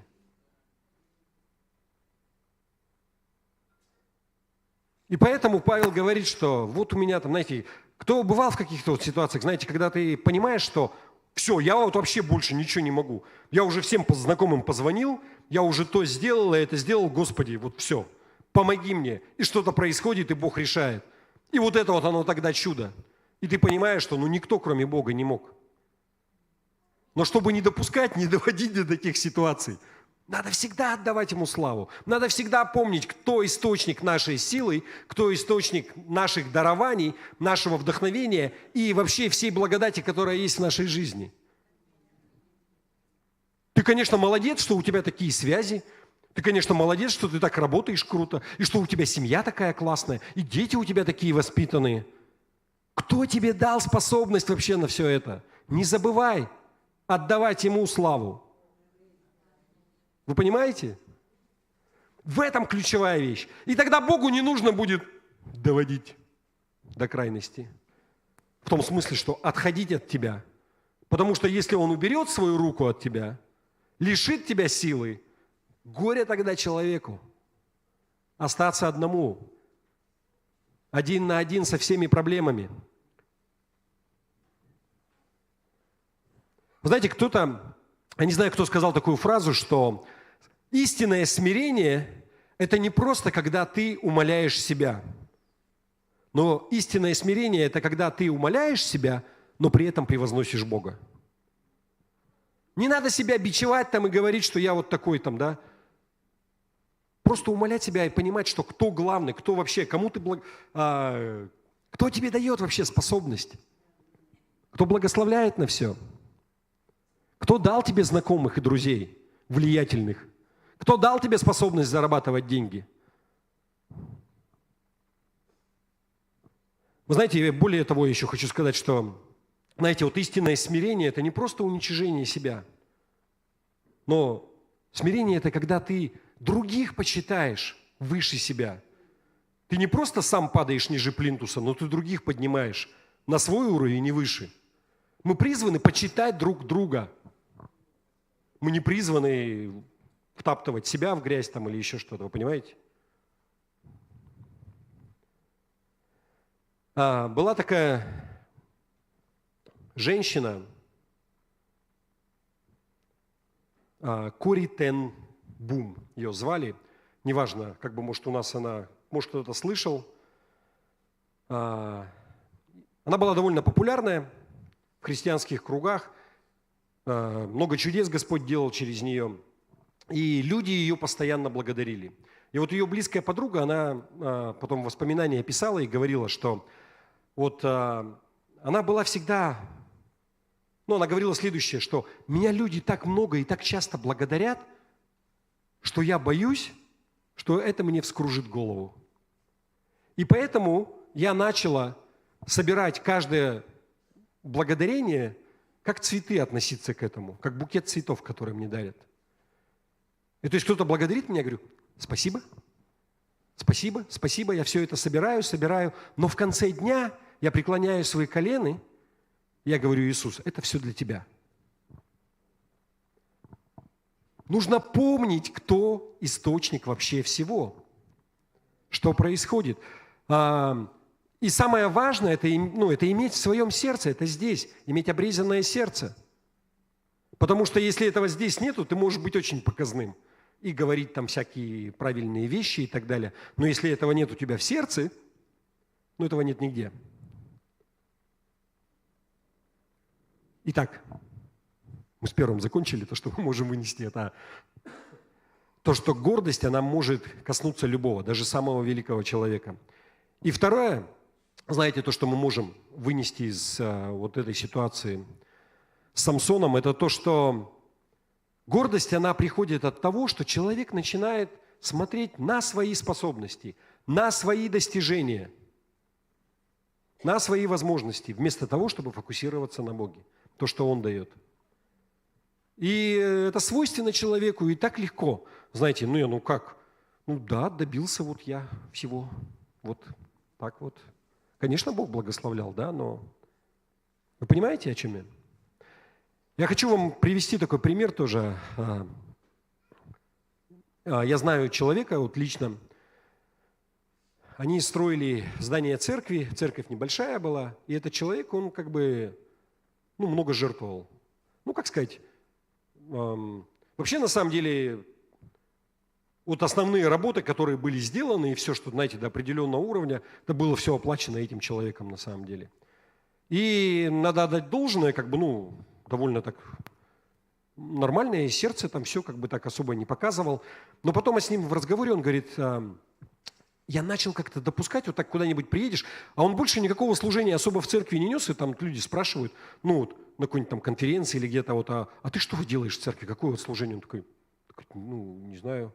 Говорит, как-то это, говорит, финансово несу, говорит, вот церковь строю, говорю. И так вообще вот все на мои деньги там построено. И вот, знаете, такое вот начало приходить, и как-то больше, это как бы, на самом деле, да, правда. Вот очевидные вещи какие-то были. Но он говорит, наступил такой момент, когда мне Бог сказал, я не позволю тебе построить церковь. Поднимутся другие люди, которые будут давать, а у тебя закончится, чтобы тебе во благо, чтобы твое сердце. И знаете, у него все стало не так хорошо, как бы, и слава Богу, то есть другие люди там и так далее. Но он говорит, что Бог вот он просто вот убрал. У меня начало появляться вот в сердце, знаете, вот такая вот заносчивость. Невидимая такая, вот прямо не ходил и не кричал об этом, но как бы в сердце-то знал, мы же все знаем, кто дает. Как бы, знаете, вот такое.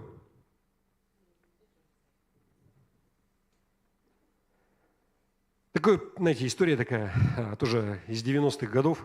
Молодой проповедник, только там закончил библейскую школу и начал проповедовать. И вот такой весь модный, тогда еще планшетов, компьютеров не было, компьютеры были большие. Он печатал проповеди на принтере. Все это не просто рукописное, там на компьютере печатал. На принтере распечатывал, листочки выносил и, на них смотрел и с них проповедовал. И одна женщина, она постоянно у него просила копии. В смысле, говорит, можно я у вас возьму листочки с проповедью? И, это льстило как-то ему, знаете, оно каждый раз вот на протяжении там месяцев она подходит и говорит, можно как бы экземпляр вот ваш этой? Я себе еще раз печатаю. И он постоянно ей отдавал. И потом, знаете, когда-то вот все-таки его вот это вот чистолюбие такое, любопытство, он такой, говорит, вы, говорит, как-то куда вы, как-то где-то складируете? Что вы делаете? Да нет, вы, говорит, знаете, просто, говорит, формат идеально подходит для моей канарейки в клетку.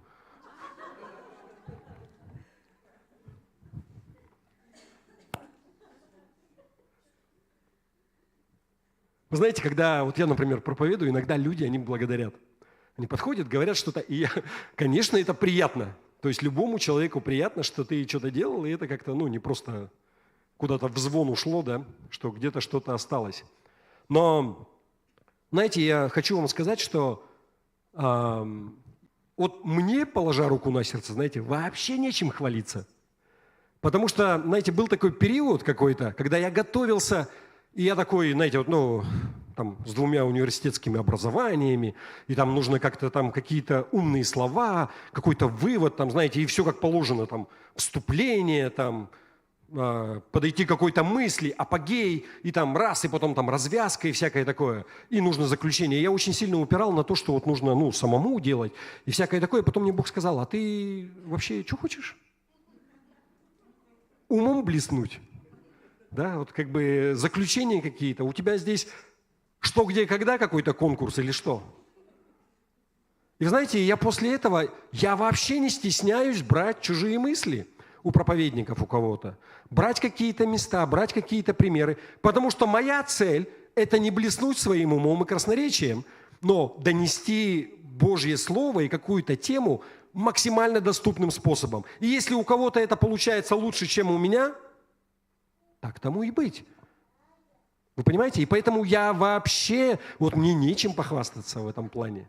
Я понимаю, что вот, я не тупой, да? Ну, не самый глупый, наверное, но без Бога вообще бы ничего не было. Потому что вот вы сюда приходите за человеческой мудростью. Есть куча университетских программ. Сейчас даже университетские программы, коучи, куча всяких, они вас могут научить жизненной мудрости. Потому что люди, они приходят за мудростью Божией. И если ты ее не получаешь от Бога, ну тогда все они проповеди, это как вот для канареечки. Вы понимаете?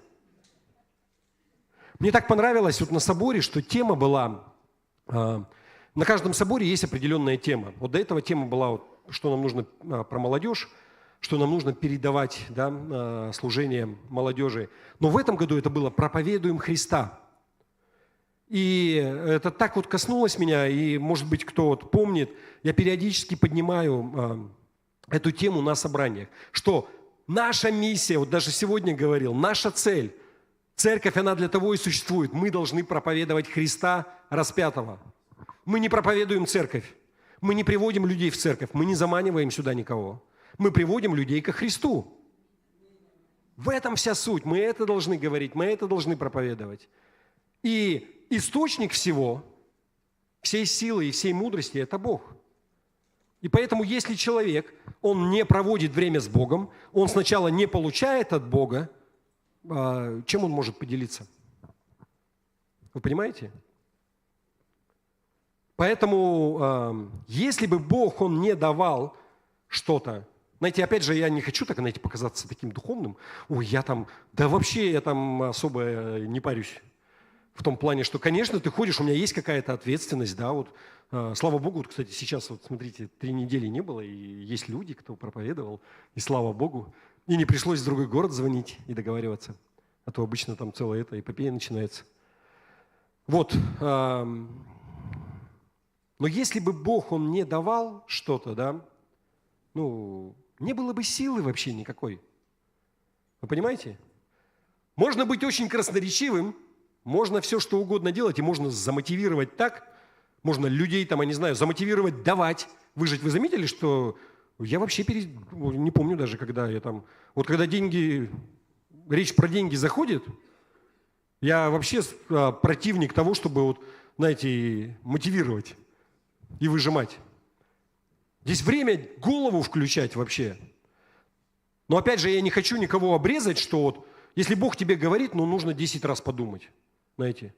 Потому что если у тебя от души прекрасные порывы отдать квартиру, а у тебя 3 детей, и потом тебе жить негде, а Господь все усмотрит, ну, кому это надо вообще? Вы понимаете? Поэтому Бог за всем стоит. Аминь. Еще раз. Какая бы сила ни была вообще в церкви или в жизни, ли, она приходит от Бога. Сила на то, чтобы воспитывать детей, сила на то, чтобы вести бизнес успешно, сила на то, чтобы давать, чтобы дары какие-то иметь. Не ты такой классный. Хотя, надо дать должное, наверное, молодец, старался, образование получал. Но Бог дает все равно. А Самсон забыл про это. Вот в прямом смысле. С рождения было все. Все принимал как должное. Он забыл, что его сила, она приходит от Бога. И это то, что его уничтожило в прямом смысле. Есть такое вот недопонимание, или часто люди говорят, почему вот Самсон, знаете, как вот сказка какая-то. Почему он потерял силу? Ну, потому что ему волосы обрезали. Ну, подстригли там и все, вот косички. В какой-то смысле, да, вы знаете, что был обет на заре, и они не стриглись. И отчасти это справедливо, это правда. Но самая главная проблема для Самсона была в том, что Бог его оставил. Бог от него отошел, потому что Бог дает силу, а не длинные и красивые волосы. Давайте мы прочитаем это. Судьи, 16 глава, 20 стих. После того, когда Далида, она обрезала Самсону волосы, 20 стих, она сказала: «Филистимляне идут на тебя, Самсон». Он пробудился ото сна своего и сказал: «Пойду, как и прежде, и освобожусь». Внимание. А не знал, что Господь отступил от него. Истинная причина, он и не знал, Бог просто уже ушел. И так часто бывает в жизни людей, знаете, гордость, она в тебе еще, да я же там великие дела делал, я там и то, я там и это. И он еще и продолжает это делать, но это уже смешно смотрится, потому что Бога там уже нет. Уже силы нет. Я не хочу, знаете, вот называть имя. Была такая женщина, целительница. Великие дела делала. Не у нас, за границей. Но прямо вот, наверное, про нее нельзя сказать муж Божий. Как сказать, жена Божия. Ну, в общем, человек Божий, который делал великие дела. Но в какой-то момент вот она зазналась, уже потом, знаете, по воспоминаниям там дальше. Бог, Он ушел, Он убрал это, понимаете. Люди перестали получать исцеление на собраниях. И для того, чтобы это поддержать, знаете, что происходило? Она начала ставить подставных людей. Чтобы когда вот там молились, и чтобы кто-то падал, кто-то выходил и свидетельствовал и так далее. Человек привык уже ко всему, знаете, к вниманию, к денежным потокам, которые проходили через это служение. И так далее, и так далее, и так далее. И таких примеров, знаете, не обязательно в церквях. Бывают люди в миру, которые двигаются, и Бог, Он с ними. Но когда Бог, Он ушел, а человек еще по инерции, он думает, он бежит, а Бога уже нету.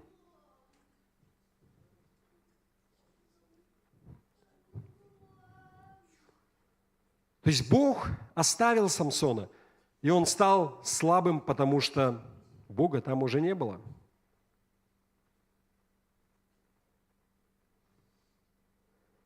Итак, история Самсона, знаете, это история человека, который из-за своей гордости, высокомерия, он выбрал жить так, как он хотел, делал, что хотел.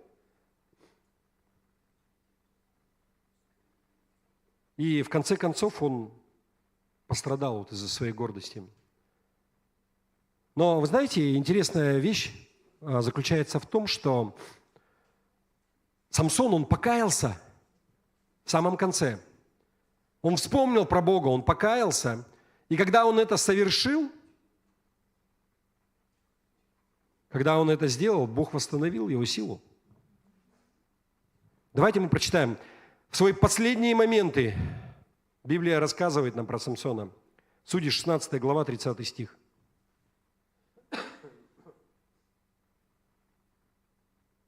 Вы помните, да, что он был большой дом на склоне, там были колонны, он был снизу, сверху был пир.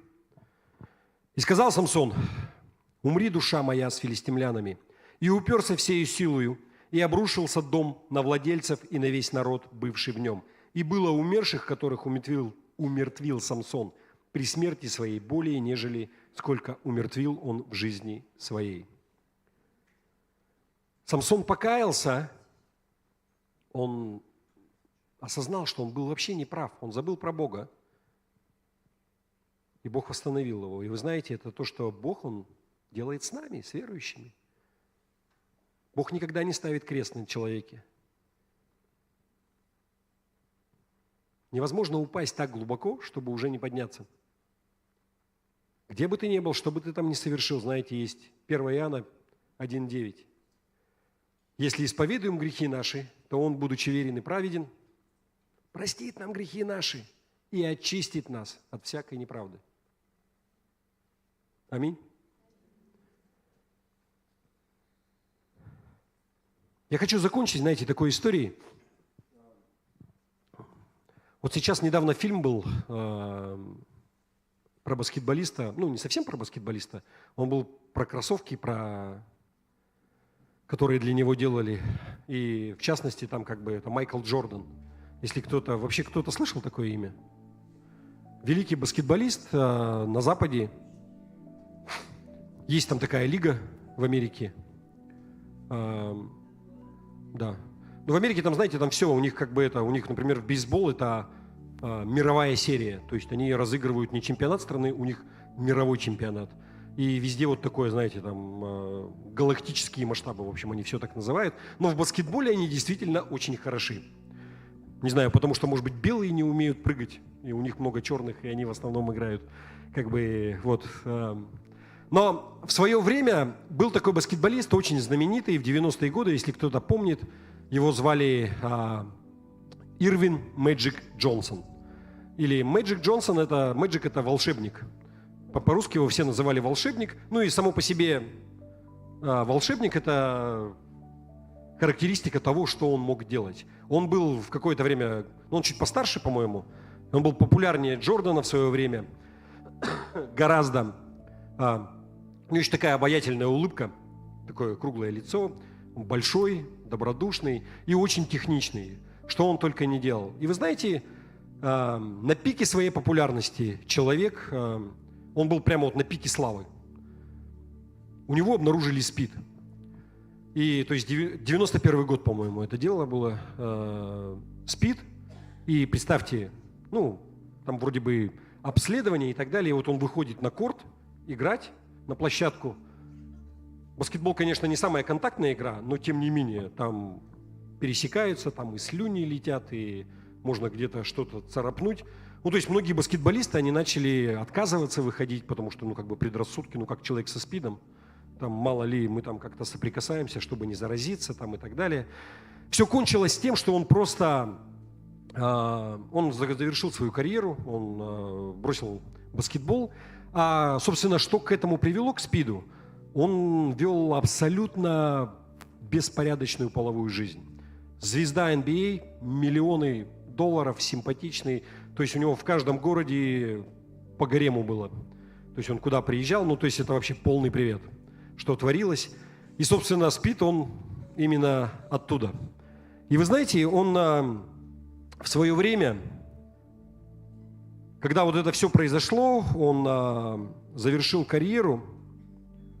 И вот его слова, знаете, он давал интервью, он говорил, что «я жил холостяцкой жизнью, и сейчас я плачу за это». И я согласен со всеми людьми, которые говорят, что мой образ жизни, он был морально неправильный. И я не пытаюсь отказаться от всего этого. Но сейчас я сражаюсь за свою жизнь. И единственное, что я могу сейчас просить, это о прощении. Это моя ошибка. Морально я был неправ, что я спал со множеством женщин. И, конечно, я желаю, чтобы этого не произошло бы вообще никогда, но это произошло. И дальше, внимание. И сейчас единственное, что я могу делать, это просить у Бога о прощении, и все оставляю в Его руках. Знаете, он покаялся пред Богом, он верующий человек. И он говорит, все, что я могу, это молиться. Знаете, как Самсон в свое время, вот он пострадал из-за своей гордости. У человека есть все. Ему вообще все доступно. То есть в Америке это прямо капитализм. Если у тебя есть деньги, причем большие деньги, да, тебе доступно многое. Но после того, как он упал, он покаялся, как Самсон. И вы знаете, самое удивительное, это то, что вот 91 год, 23-й, 32 года, да, прошло. Знаете, он все еще живой. Более того, он женат, у него 2 детей, причем дети, они не болеют СПИДом. То есть я не знаю, как это работает, в общем, оно не передается таким образом. И более того, вы знаете, он ведет такой образ жизни, то есть он встает в 7 утра, сразу там спортзалы и так далее, следит за здоровьем, понятно, занимается. Но он несет такую, знаете, у него большая финансовая империя, то есть в свое время он очень мудро распорядился деньгами, которые ему платили за баскетбол, он вложил их там в разные бизнесы, и он зарабатывает много, и он продвигает, знаете, у него такая большая социальная программа среди беднейших негритянских районов, то есть вот черные, где совсем нет безнадега, знаете, он работает с молодежью, он работает, ну, в смысле, они поднимают от общества там, знаете, он пытается научить людей, что есть другая жизнь, не обязательно вот во всем в этом оставаться. И его вот слова, знаете, такие, вот касаясь его болезни, он говорит, что ну, вот обстоятельства сложились так, что это всегда будет вот эта вот история, это уже никуда от нее не денешься. Это вот часть моего наследства, то, что я оставлю. Какое бы постыдное оно ни было.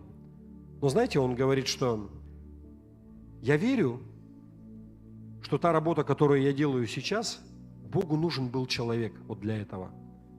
И Он выбрал меня. Да, вот через такие вот обстоятельства. Но вот во всем этом, вот то, что я вижу, знаете, вот у человека истинно смиренное сердце стало. Печально, конечно, что пришлось пройти вот через вот это все в жизни. Очень печально. Поэтому я надеюсь, было полезно и что я донес что-то. Но то, что я хочу сказать, прежде всего, это, знаете, нам нужно иметь мудрость, чтобы не доводить до таких ситуаций. Знаете, совсем не обязательно проходить через какие-то тяготы, совсем не обязательно доводить до того, чтобы Бог, Он отошел от тебя. Если ты помнишь, кто источник всего в твоей жизни, если ты воздаешь Ему славу за все. Потому что когда говоришь, вот слава Богу, это не только вот, ну, какая-то, знаете, такая показушная вещь, да? Прежде всего свое сердце смиряешь. Я помню, кто источник, кто вообще это делал. Аминь. Давайте мы поднимемся на наши ноги. И мы сейчас будем принимать также хлебопреломление после этого, да? Но сейчас мы помолимся. Давайте закроем глаза. Отец Небесный, Господи, я прошу Тебя, благослови каждого человека, который слышал сейчас Слово Твое. И я прошу Тебя о том, чтобы это было воспринято правильно. Я прошу Тебя о том, чтобы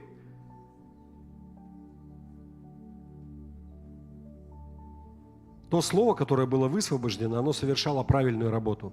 Если я что-то привнес человеческое, то пусть люди забудут это, все это упадет и не принесет никакого плода. Но то слово, которое было высвобождено от Тебя, Господи, пусть оно принесет плод. Пусть будет какая-то работа, пусть жизнь людей, она изменится к лучшему. Господи, мы помним, что Ты источник всего в нашей жизни. Благодарим Тебя за это, и пусть это остается так. Дай нам превозносить Тебя в нашей жизни, дай нам превозносить наших братьев и сестер во имя Иисуса. Пусть будет так. Аминь. Слава Богу. И давайте мы сейчас, можно какую-нибудь музыку включить у нас, потому что, или можно это, у нас есть новые люди, это здорово. У нас прославления нету, да? Мы сейчас будем принимать преломление, но перед этим я бы хотел спросить, если у нас есть люди, которые, вы первый раз в церкви, может быть, не первый раз, но вы ни разу не молились молитвой покаяния, вы не выходили и не принимали Христа как своего Господа и Спасителя. Это можно сделать, я могу с вами помолиться, ничего страшного в этом нет, вы можете выйти, я помолюсь с вами. Если есть кто-то, поднимите руку. можно вас попросить выйти сюда? Если кто-то еще есть, тоже выходите, не стесняйтесь. Можно не поднимать, просто выходите. Выходите сюда. Мы все вместе помолимся, мы все когда-то проходили через это. Но нужно желать этого. Не нужно никого заставлять. Да, можно оставить. Вот там музыка на бэкграунде. Хорошо, дайте нам буквально минутку. Хорошо, я кое-что, мы поговорим. И потом мы все вместе помолимся, хорошо?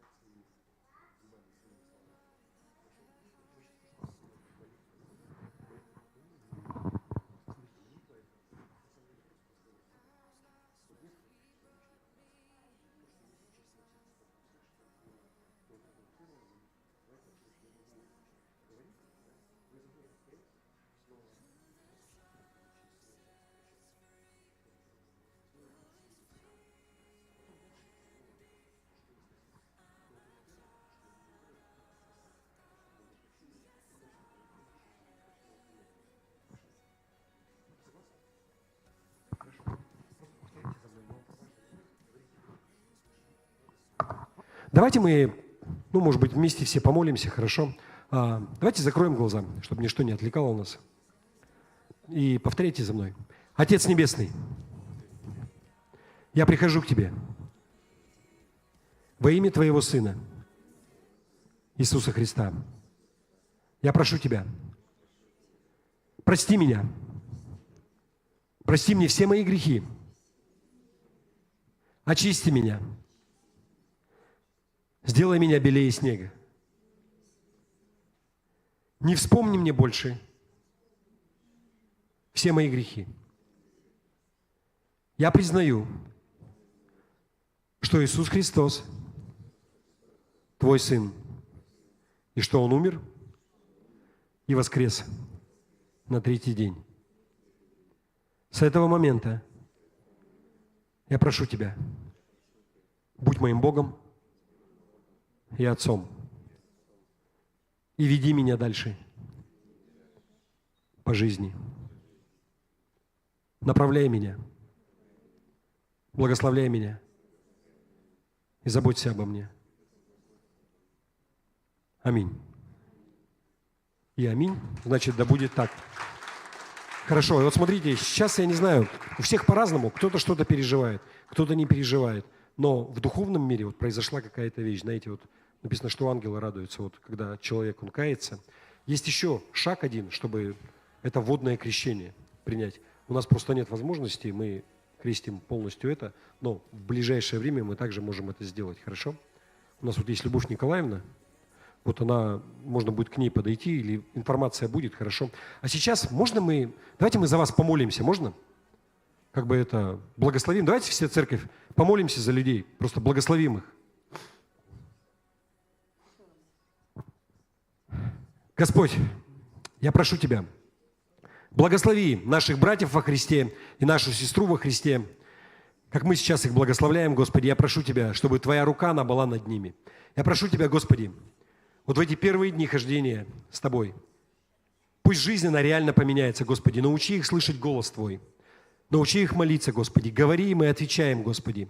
Пусть они слышат. Пусть их жизнь, она будет наполнена чудесами, Господь. Пусть их молитвы, их желания, они исполняются.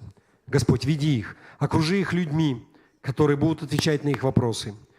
Ты, Дух Святой, отвечаем, говори им во имя Иисуса Христа. Пусть будет так. Аминь. Аминь. Проходите.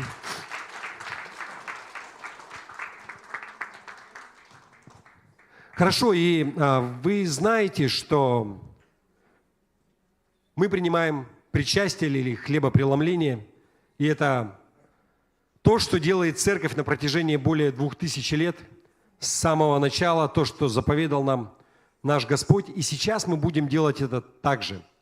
Еще раз, причастие принимают люди, которые принадлежат церкви, принадлежат телу Христову. Если вы принимали Христа как своего Господа и Спасителя, вы можете принимать причастие, хорошо? Давайте мы помолимся, мы благословим, мы осветим этот сок, мы осветим этот хлеб и будем делать так же, как мы делали до этого. Смотрите, мы подходим вот с этой стороны, вот по этому ряду, вот так проходим, а потом по этому ряду или по этому возвращаемся на свои места, чтобы там не толпиться, хорошо организовано было. И сразу, пожалуйста, не принимайте, не выпивайте. Еще раз внимание. Сразу не выпивать и не съедать. Нужно вернуться на место, найти 5 человек помимо себя, ну или по 5, по 6 человек. Давайте разобьемся вот так в кружок. И пока мы ждем, можно пообщаться. Я хочу, чтобы мы познакомились друг с другом. Если в прошлый раз, или вы сейчас сидите с теми, с кем вы были в прошлый раз, тогда перейдите в другое место. Там, кого вы не знаете, хорошо? И таким образом мы это будем делать. Итак, давайте мы помолимся. Отец Небесный, Господь, мы благодарим Тебя за Иисуса Христа, за Твоего Сына, за Его кровь, которая очистила нас от всякого греха. Иисус, мы освящаем этот сок и провозглашаем, что это кровь Твоя, которая была пролита за нас. И мы освящаем этот хлеб, и мы говорим, что это тело Твое, которое было ломимо за нас. Мы принимаем это все с благодарностью, вспоминая о Тебе и с благодарностью в наших сердцах. И весь Божий народ сказал: аминь. Все, можно проходить сюда, и давайте брать, и возвращаться, и делиться.